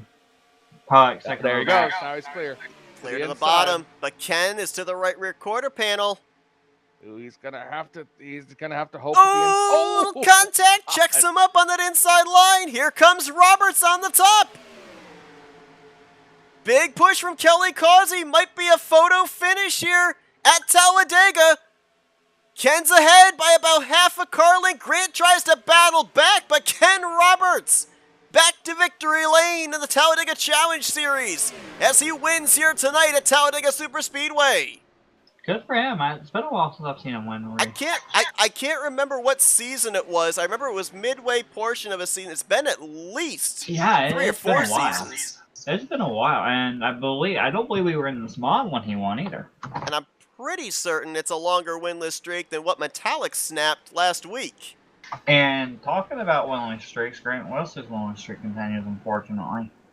Runner-up once again after leading the most laps. You know the next race, the more we talk about that winless streak, Grant's going to be more determined to make certain moves and certain blocks to actually snap that winless streak. Motivation will continue, that is for sure. That was a great save by Grant on that inside line, little bump. Well, I thought Schilling was a goner at that one point when he just pushed up. I thought that was it completely. I thought they were about to wreck. Did a great job of keeping it together. Wesley will get second. Kelly Causey, who had the big push for Ken Roberts through the tri-oval, will finish on the podium. It's a big run there for Kelly Causey, who was 25th in points coming into tonight. Ken Roberts was 11th in the standings, so he was already above the cut line to make it into the playoffs on points, but this win will now secure him a spot in the postseason, provided he stays in the top 20 in overall points during the regular season. All right. And is this Grant Wesley or Ken Roberts doing burnouts? I can't tell. Their cars are so similar. Hey, Seth. I've got to go take care of something emergency. So since Jess is up here, I'll allow you two to do questions, okay? Okay. That would not be fair for me since I was actually part of this race. Well, you know what? You don't have a choice now. Now you started it. Now you can ask questions. Hey, Jess, I got good news for you. What? Greg Palmer finished 4th, so you don't have to talk to him. Alrighty. This race was fun, by the way. I'm very glad that it happened, and can't wait for next week. No, you don't have to talk to Michael. He only qualified 4th. You're looking at the finishing results here. Roberts with the win. Wesley brings it home in 2nd place. 2nd podium on the season after leading the most laps. Kelly Causey in 3rd. Greg Palmer will bring it home in 4th with Jeremy Jeffries completing the top 5. Brian Schilling, it's going to be very close there between him, Jeremy, Grant. As far as that overall points lead, I don't know if Ken, 29 points back, if this win would put him up into that conversation, but it's going to be super, super close for the points lead going into next week. As Schilling brings it home in 6th. Mark Paglia, a great comeback run for him. as he'll finish in 7th, Hank Middleton in 8th. Jeff Crivello, don't think we mentioned him all night. He's going to get 9th, and Rodney Sullins is going to complete the top 10. Look a bit further down here in the running order. Some drivers that were involved in that last wreck managed to still bring it home inside of the top 15, top 20. Look at Billy Ellis for finishing 11th. I mean, he had a good run last week, and look where he's at this week. That's pretty good back-to-back, pretty decent finishes for the 26 machine. Fantastic run, especially since we saw him with, 2 or 3 to go. He was up on that third line with Bobby Farrell. And it was at the back of that pack, too. Yep, able to work his way up there on that final lap. And you look here through the rest of the finishing results. A number of these drivers that finished towards the back involved in the last 2 cautions. A few of them a little bit off the pace, it looks like there. The 880 of Greg Lovell, the 21 of Randy Wall, the 022 of Jason Scheck. They all finish on the lead lap. Seminara, the only car that finished 1 lap down in 33rd. And then 5 drivers out of the race at the conclusion of this one. And honestly, the way I came into this race, you know, I was talking to you. What was it on? I think we were talking Sunday during your league race where we went over the normal conversation about BSR and then Dega. Remember when BSR debuted on this season? It was complete pandemonium compared to Dega. Yep. Remember? And then all of a sudden, the next season it flipped where BSR was calm and Dega was really difficult for some reason.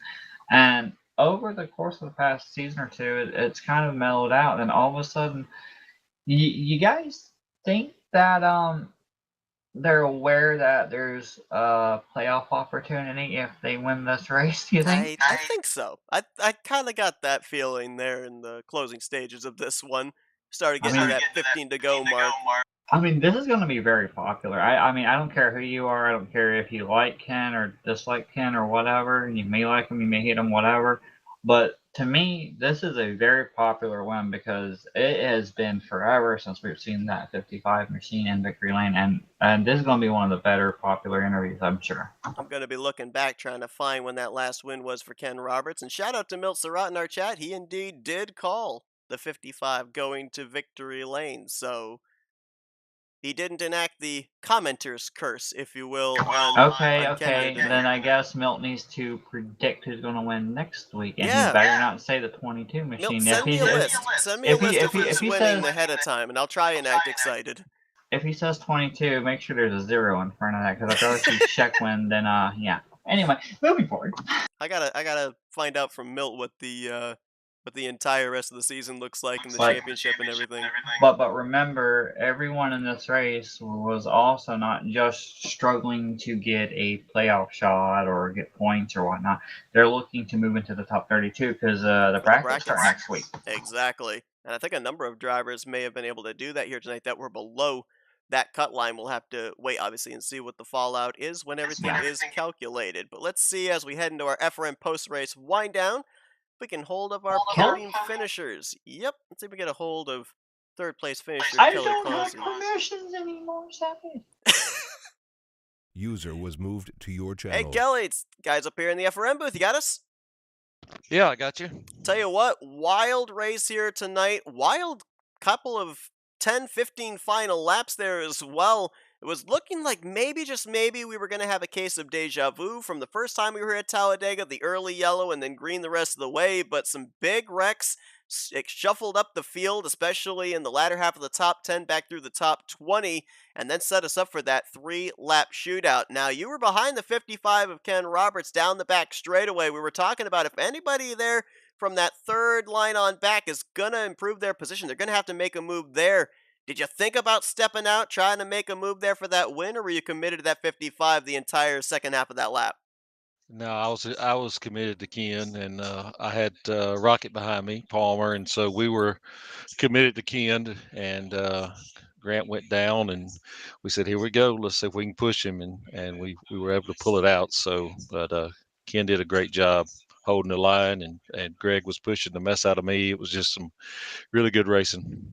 Season's obviously still young, but not exactly the best start to the year for you in the first 2 races. We talked about you down there in the mid 20s in the point standings. So, how important was it for you here tonight? How much of a sense of urgency was there to get a good finish and gain back a lot of those points that you've lost out on here in these first two races?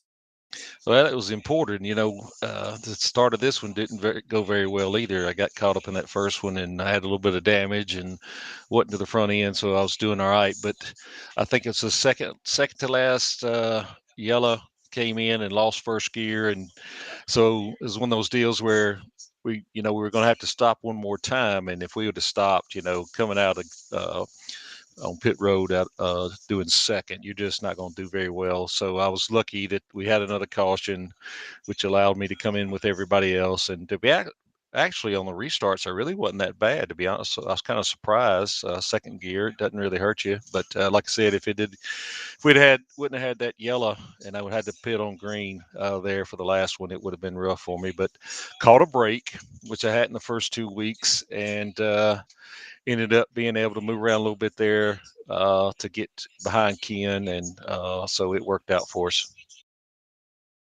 Hey, Buckshot. I mean, yeah, it's me. I actually died in this race. You may not realize it, but I did. But Okay. anyway, This is the ghost of Jessica yeah, Shelton talking yeah, to you right now. I'm still here some way somehow. Anyway, but that whole race, if you noticed, and it could be just on my end, but that third lane, it just never really wanted to go. Even if we had the numbers, it just never really wanted to go. That to a certain extent, it'll move up and all of a sudden it'll just die off, kind of like what we saw in BSR. With this setup being back to the normal setup, and the last time we were here with the attempt that setup that Josh and everyone else was running out on here, did that throw off any thought process of, hey, let's go to that third lane and make it work? Because you saw how it was in this race compared to the last race. It was just a little bit different. Did that throw any issues at you at all with the difference of the setups? Well, I love the high line, as you know, Jess, and so I'd love to get up there, and since we went back to the original setup. But after that first time I got a little damage, I know there was one time I was in the lead in the bottom and just wasn't going anywhere. So I was really hesitant about going up to the third line. So and nobody really in front of me did it when I was in that second line. So I never really got to test it out. But you're right, it didn't quite show up like it usually does. Didn't seem to at times. Well, Kelly, a great run for you here tonight. It's going to be interesting to see with the good performance, as I mentioned, very early on in the season. So you get these good finishes, and usually it leapfrogs you up through the point stands. Actually, looking at it right now, you jump up 18 spots in points Wow. from 27th to 9th, 45 points out of that points lead. So automatically up into a playoff spot right now, heading into the midway portion of this regular season. So congratulations on the job well done here tonight. Hopefully we see this momentum continue on. You get that couple positions better next week. But before we let you go, floor is yours for thank you sponsors and shout outs. Yeah, I'd like to thank you guys, and RTG putting on a great show and doing such a good job. But also, Ken and Rocket and John, Godfrey, and Rodney for all the teammates, the guys that really helped me out. But I caught the breaks tonight, and that's the way it goes in racing, man. You have some good nights, you don't.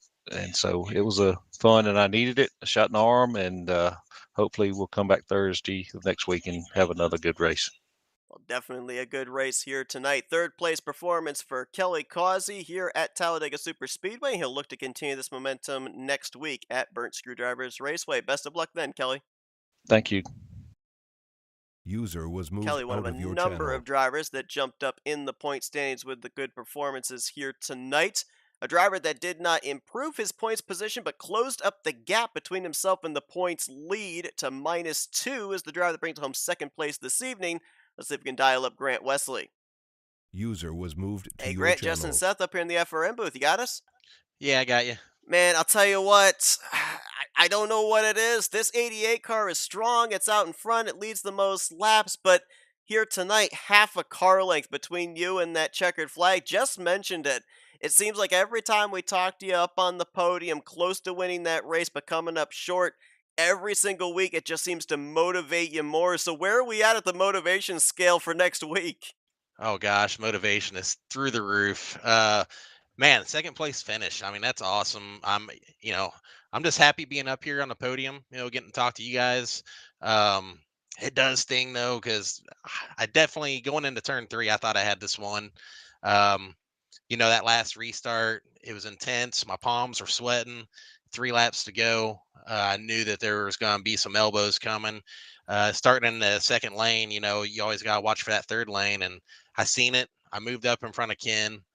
Uh, you know, I got the push from him, moved back down, and I was coming back towards the front on the white flag, cleared Jeremy down the back stretch, and at that point, I thought I was gold. I thought, well, I could stay here, but I kind of wanted to help my teammate Jeremy there.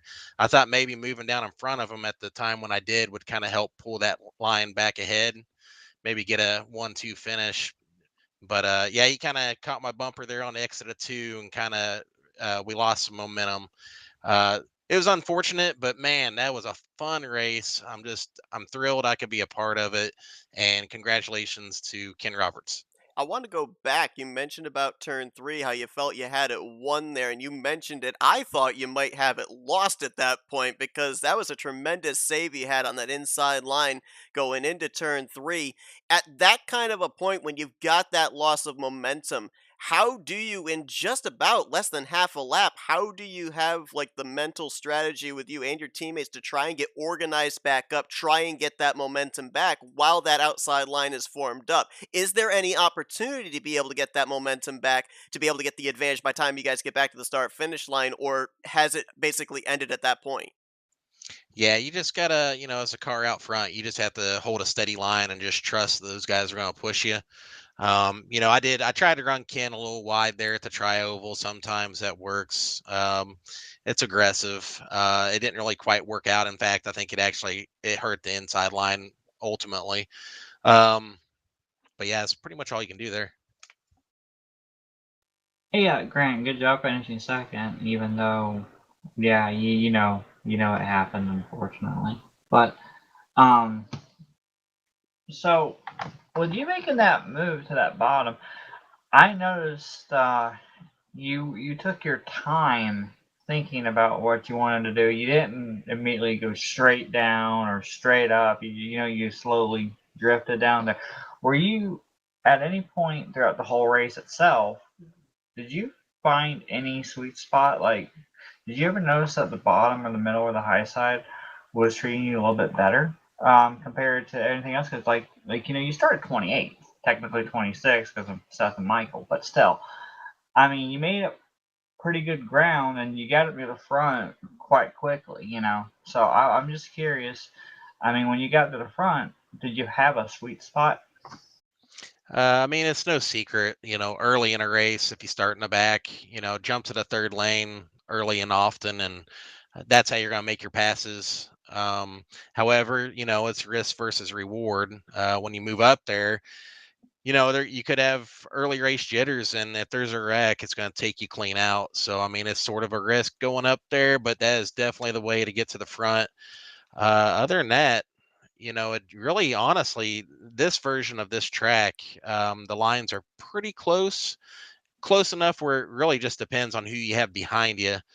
The middle lane, I felt like, was the best place to be.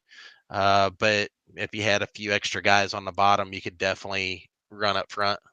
Now, with that being said, um, did you ever feel like you wanted to jump up there and block the lane or whatever? Because you saw earlier on, I thought about jumping up in front of Greg Lovell at one point before that big caution happened with whatever happened on that one, and I decided not to because it just seemed like that high side run wasn't coming, and then all of a sudden it was there, and then it just kind of like stalled out side by side, kind of checkmated itself.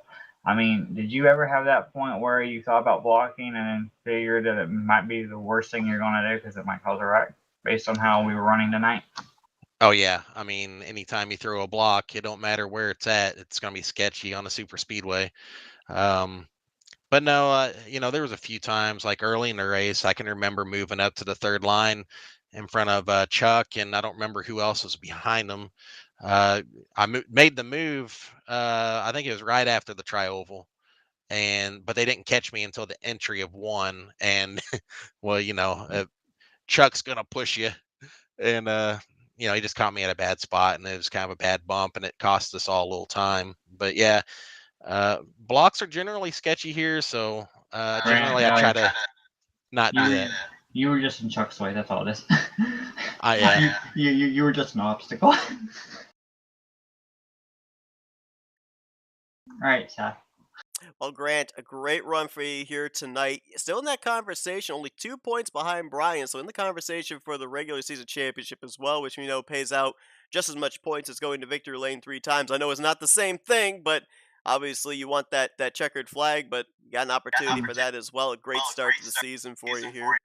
Yeah, I got a quick question before you close out, Seth, with that, Grant. Yeah. Since Ken won and you didn't, do you think you're going to change your paint scheme anytime soon for Seth? Definitely not. That's like it puts a smile on my face every time me and Ken run around each other. The fact that you were in the same row late and then you finish in a photo finish, I'm telling you what, Mike. I asked the question. I didn't know who was doing the burnouts. I didn't know if it was you or Ken. Ken's probably a little better at him. But Grant, a great run for you here tonight. Back-to-back second place finishes here at Talladega as well, but an opportunity to maybe get that one position better next week at Burnt Screwdrivers Raceway. Best of luck there. Before we let you go, floor is yours for thank you sponsors and shoutouts. Yeah, congratulations to Ken Roberts. And I was able to work with him a little bit throughout the race once again. Seems like we keep finding each other, so congratulations to him on the win. I'd like to thank the people who's fronted a little money here for these broadcasts. Talk about it all the time, but I really do appreciate it. Mark Paglia, Donnie Garrett, Bob and Tom Dixon. I hope I'm not missing anybody, but thanks to you guys for your donations. I'd like to thank the owners here, David Cannon, Sean Prime, the admins, Josh, Wiley, and Tim. FRN, thank you as always for taking time out. Jess, I know you took flight earlier. Hopefully you got your bearings back about you, but glad to see you up here in the booth helping Seth out. Thanks to my teammates with XFM, Jeremy Jeffries. It's good to see you up front. My friends and family for watching, and my girlfriend Brittany. Grant Wesley, second place here tonight at Talladega Super Speedway, and he'll look for that one position better. Looks to ride this continuation of momentum into the midway portion of the regular season next week under the lights at Burnt Screwdrivers Raceway. Congratulations on the great run here tonight, Grant. Best of luck next week. Thanks. All right, and let's see if we can get a hold of the other similarly colored car. See if we can hold of tonight's race winner. Oh yeah, Grant Wesley, yeah. Yes, of course. We didn't just talk. We just talked with Ken Roberts. Yeah, of course. Yeah, so let's talk with Grant Wesley here. No, this is Ken Roberts. Actually, you better be happy Shaq wasn't around that because he had the old throwback Kodiak, so he went for the green and white too. But his green is different. His green is not like a green. You are being his is a forest green. Very, very rude to that. It doesn't mess with my eyes like Ken's and Grant's does. But let's see if we can get a hold of Ken Roberts down in Victory Lane. User was moved to Hey Ken, it's Justin Seth up here in the FRM booth. You got us? Gotcha. Well, we talked last week with Josh Metallic, who snapped about 6-month winless streak. I had to go way, way, way back to find what kind of a winless streak it was you snapped here tonight. I knew you'd been to Victory Lane a number of seasons ago, but I didn't realize it was back in season 55, ironically enough. And we're talking March of 2022. So first off, how good does it feel to be back in Victory Lane? And secondly, how much is it a relief to finally snap that long winless streak? It feels really good, to be honest. I took last season off. I ran maybe 2-3 races, but yeah, it feels good to come back. And it feels good to get a win. It is really, really hard to win here.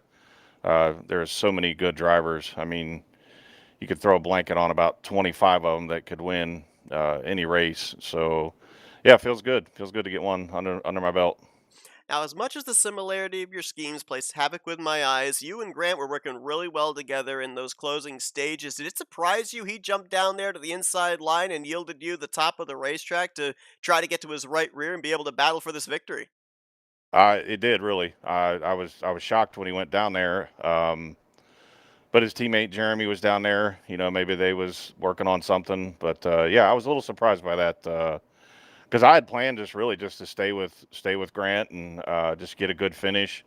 When you're in that middle line like that, you got to worry about the third line, and you don't want to get in that hole. So was really kind of just working with him. We moved up, we moved back down together. So I really was just going to work with him and try to get him a win if I could, and just. But yeah, he went down to the bottom, and I was like, huh, so took advantage of it. I had my teammates behind me, and they were pushing for all they had. So I appreciate Kelly and Palmer, and I believe Mark was back behind him. So those guys got lined up pretty good and helped out tremendously.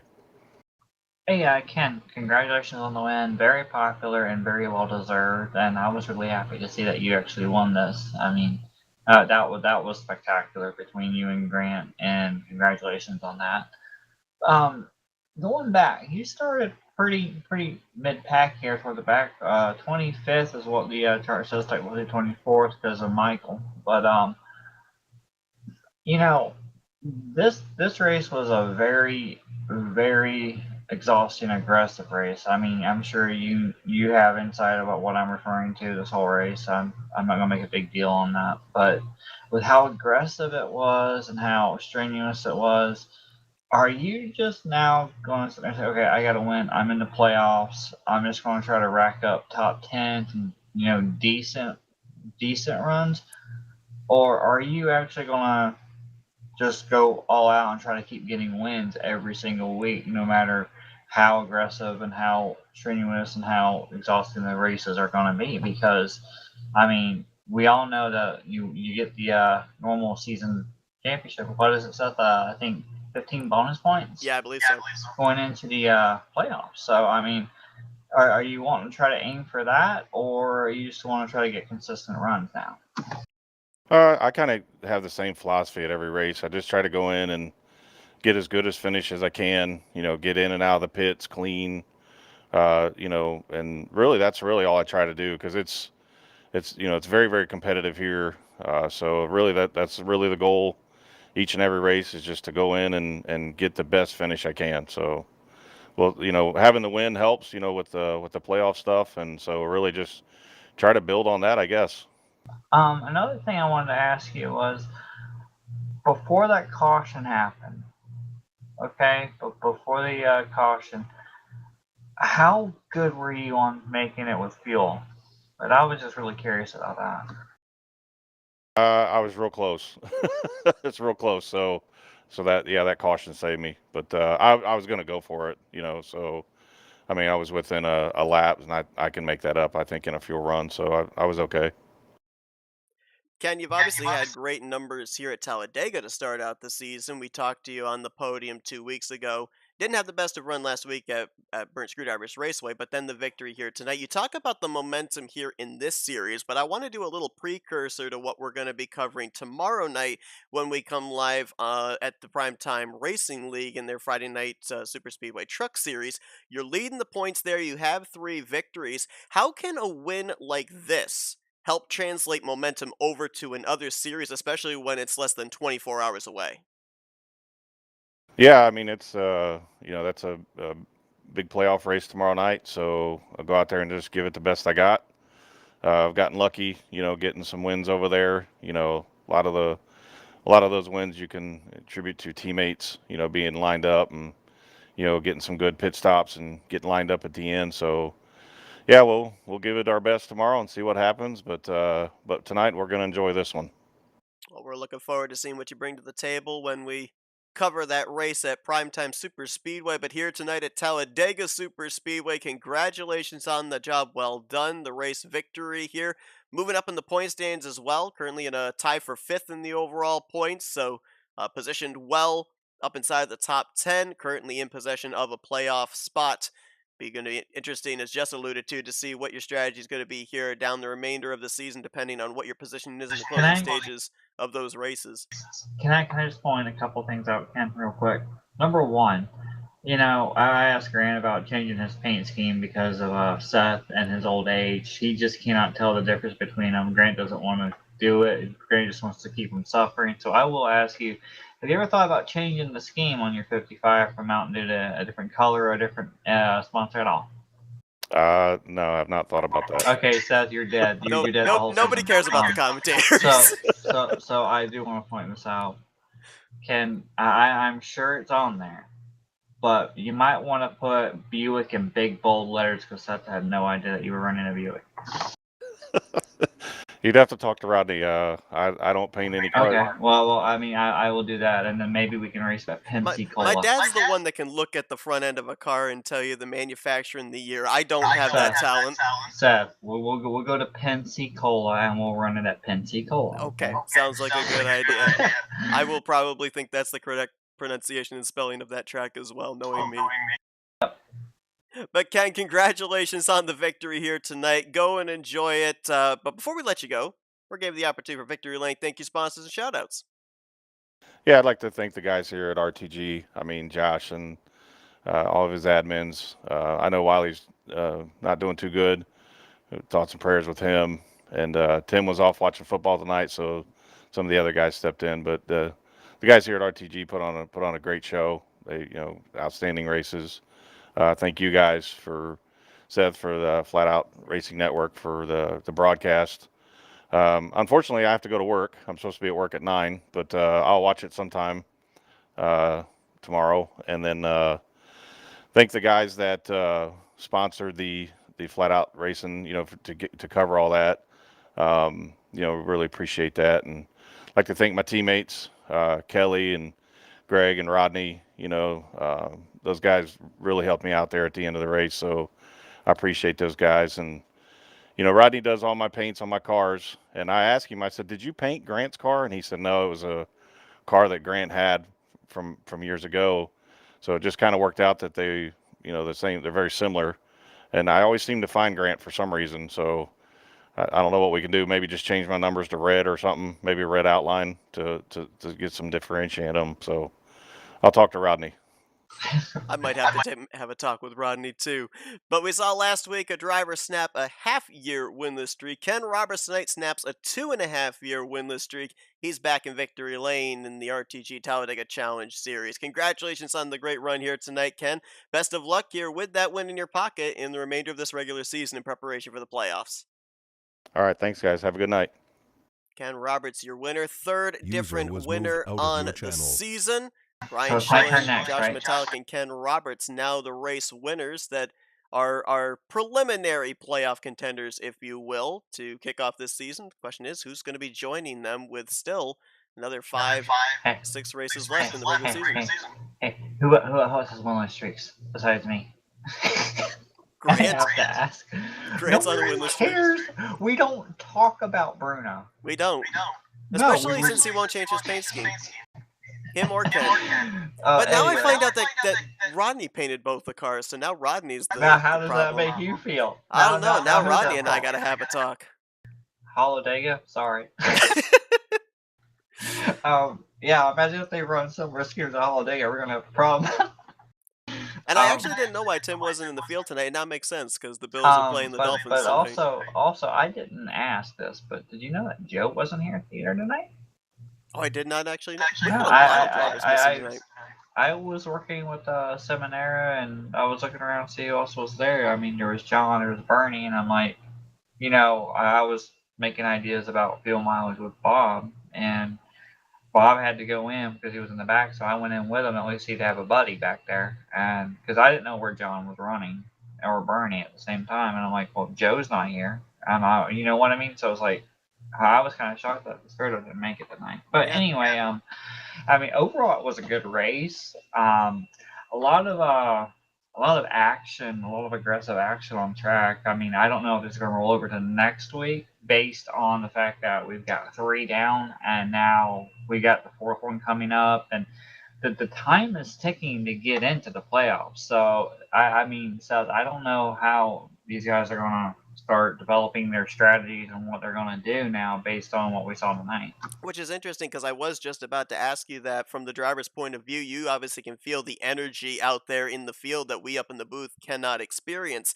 And we ended up having obviously the fuel strategy race in the season opener, but 6 cautions last week, 6 cautions here tonight, those big wrecks in the closing stages. And you kind of alluded to that. You kind of felt tonight that the field was a little bit more aggressive than they have been in those first 2 races. So it Oh will be yeah. interesting, to your point, to see if we see that level of aggression even like level out or even go a little bit higher heading into approaching the halfway portion of the season, or do we start to what you just alluded to there, or do we start to see drivers kind of kick back a little, realize, okay, we have to keep the car in one piece to at least still be in the conversation for this win. Let's settle down a little bit, let's not be quite as aggressive, and let's try to at least get ourselves up towards the close of the finish so we at least have a shot at this Well, thing and in a I, playoff I position. also noticed something else for the past couple of weeks too. I had Schilling behind me a couple of times in this race, and I noticed that he wasn't really getting into my back bumper. Now, whether or not he was getting pushed or he didn't have no one pushing him, that might have been what it was. I don't know. But it started tinkering in my head a little bit, and as we got toward the end of the race, it was there, And I'm thinking, you notice where the cautions seem to fall, that it starts. Maybe do we have enough fuel? Always seems You to be get what right I on the mean? window, doesn't it? It's always starting to show up a lot more if you notice the past couple of weeks. Also, what kind of an impact do you think we've talked about it before the race started, and it was alluded to a little bit here post race as well? The fact that now the 32 drivers are set, the top 32 in points, going to be in that bracket challenge. Now that it's another thing for drivers to kind of think about in keeping track of their opponent each week, for, depending on who they're facing off against in the bracket challenge, does that also maybe kind of uh, I don't want to say calm the drivers down, but kind of in a way have them rein back the aggression because they've got one other thing that they have to keep themselves in the running for? Well, I almost think it depends on with the driver and how they prioritize what they're doing. Because Mm. I'm just going to point this out as an example. This may not be exactly what he thinks, right? But you get someone like Schilling, right? Schilling just won the championship recently. He knows, he's also won a race. You get my point. He's pretty much okay. You know, it is what it is. So he can focus directly on the bracket, right? You got someone. I'm just saying, like myself. I just want decent finishes. Honestly, I'm not. I mean, if I win, great. If I win, you get one. If I get to the playoffs and go very far, like I did last season, that's great. I enjoy that. But for someone like me, I try to set up a little bit more reasonable standard. So it's like, okay, well, I'll just try to focus on getting a decent finish and focus on the bracket. It just depends on your priority and knowing who you're around, the realization of the moment and being locked in, not being locked in, etc. You got people who have never won the bracket, obviously bracket championship, that are probably more focused on wanting to win it based on coming so close. Like a few seasons back, I don't know who it was.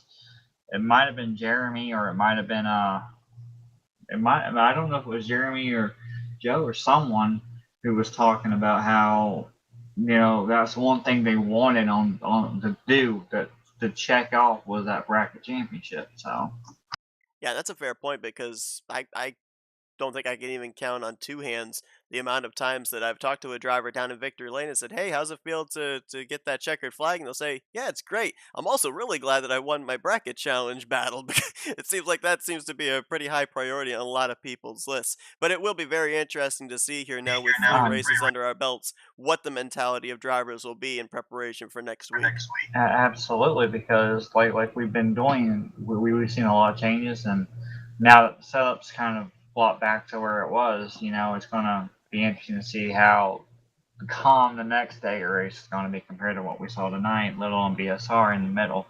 But I do want to bring up, because I'm up here with you right now, tomorrow night, and I believe Saturday night, you and I are going to be calling some action on broadcasting late at night, right? Absolutely. We covered this mid race tomorrow night. It's going to be the Primetime Racing League's Friday Night Super Speedway Truck Series, their second chase race leading up to their championship week next week to find out who's going to be in the hunt for the championship title. That will be tomorrow evening. And then on Saturday night, we'll be back in the booth to bring you coverage of the third iteration of the Talladega Nights Mega Team Race. 4 heat races, 1 main event. Last I saw, 9 teams going to be battling it out for the title. Should be a good one with the rosters that I saw, and that'll be on Saturday night. So a pretty packed end of the week here on Is that going to FRN. be another 4 hour? As far as I'm aware, no. I think we're looking at more like a 2.5-hour broadcast. Okay. Yep, something like that. And just to confirm, that one I do know for certain is actually going to start at 8 p.m. Eastern Standard Time. I will not forget it this At time. 8 p.m. Eastern. Okay, now what time does tomorrow night start at? Tomorrow night is... I had the post up, and then the broadcast will be scheduled as soon as this one is concluded. So okay. So you don't know. So keep an eye out for that one. And also, like we've said, we've got other stuff coming up, but we have officially announced between you and I the mod and what we're doing for Talladega. So that is up there for anyone who actually has, the experience of NR racing, been part of it for a while. We do have that up, so contact someone, Seth Cole, if you are interested in seeing if you can make that, because it's going to be fun. Absolutely, and it looks like, I just checked on the post, looks like green flag tomorrow night going to be somewhere around 9-10 p.m. Eastern Standard Time. So be sure to join us for that one. What time? 9-10 p.m. So 9 o'clock Eastern. Are you sure about that? I am looking at the post. Okay. Unless the post is wrong or my eyesight is horrible. Well 9 p.m. remember last time they made a lot of different posts and we were confused, remember? And yeah, but also I was told the correct time and then forgot. And so that one was on me. But I think I'm going to call season 63 of the Talladega Challenge Series Triple S. It's the season of the streak snappers, because so far, past 2 weeks, we've had a winless streak get snapped. We'll see if it continues next week. Okay, I'll do it. I'll put the Will Hoyt EXE in just for one race. With how high you got tonight, you might have had the Will Hoyt EXE in. You just went vertical, not horizontal. Wow, so everyone else was running Will Hoyt EXE and I just now realized it? Wow. I guess so. Alright. That's why we carried 400 into the corner. But thanks, everybody. Tomorrow's going to be fun. Tomorrow will indeed be fun. Got a whole packed weekend here. We've got Friday night racing with Primetime Racing League, Saturday night racing with Talladega Nights. Hope you guys will join us for both of those events. Jess, unfortunately, not the circumstances we wanted with you being up here in the booth, but I appreciate being up here to close out the evening. But you know how Michael is. Michael doesn't like interviewing for some odd reason. He does it every single time. But, with me, what happened on the track, I mean, yeah, I have my own beliefs, my own thought process about what happened, but there's no excuse for me not to come up here and try to do my FRN duties too if I'm available. Also love the fact you were able to jump out of your car into the booth in one jump. That was pretty impressive. Look, there's a dent on the hood, okay? I'm sorry, but I had to. It just popped me really hard, and I came up here, okay? Appreciate Michael joining me in the booth here tonight as well, and appreciate everybody that tuned into our coverage here tonight from Talladega Superspeedway. Once again, congratulations on the victory to Ken Roberts, as he has locked himself into the playoffs for season 63. And we will see you guys next week for the continuation of the regular season here for the Talladega Challenge Series. But once again, we'll see you guys tomorrow night for Primetime Racing League at 9 o'clock Eastern Standard Time. Will you stop trying so hard? I'm trying to nail it into my own head to remember it. But for Michael Norman, Jessica Shelton, I'm Seth Cole. Enjoy the rest of your Thursday night, folks. You've been watching another broadcast courtesy of FRN, the Flatout Racing Network. This broadcast is the copyrighted work of Flatout Racing Network and may not be rebroadcast, retranslated, or used in any form without the express written consent of Flatout Racing Network and iRacing.com Motorsports Simulations. Flatout Racing Network would like to thank you for your support, and we hope you enjoyed tonight's broadcast.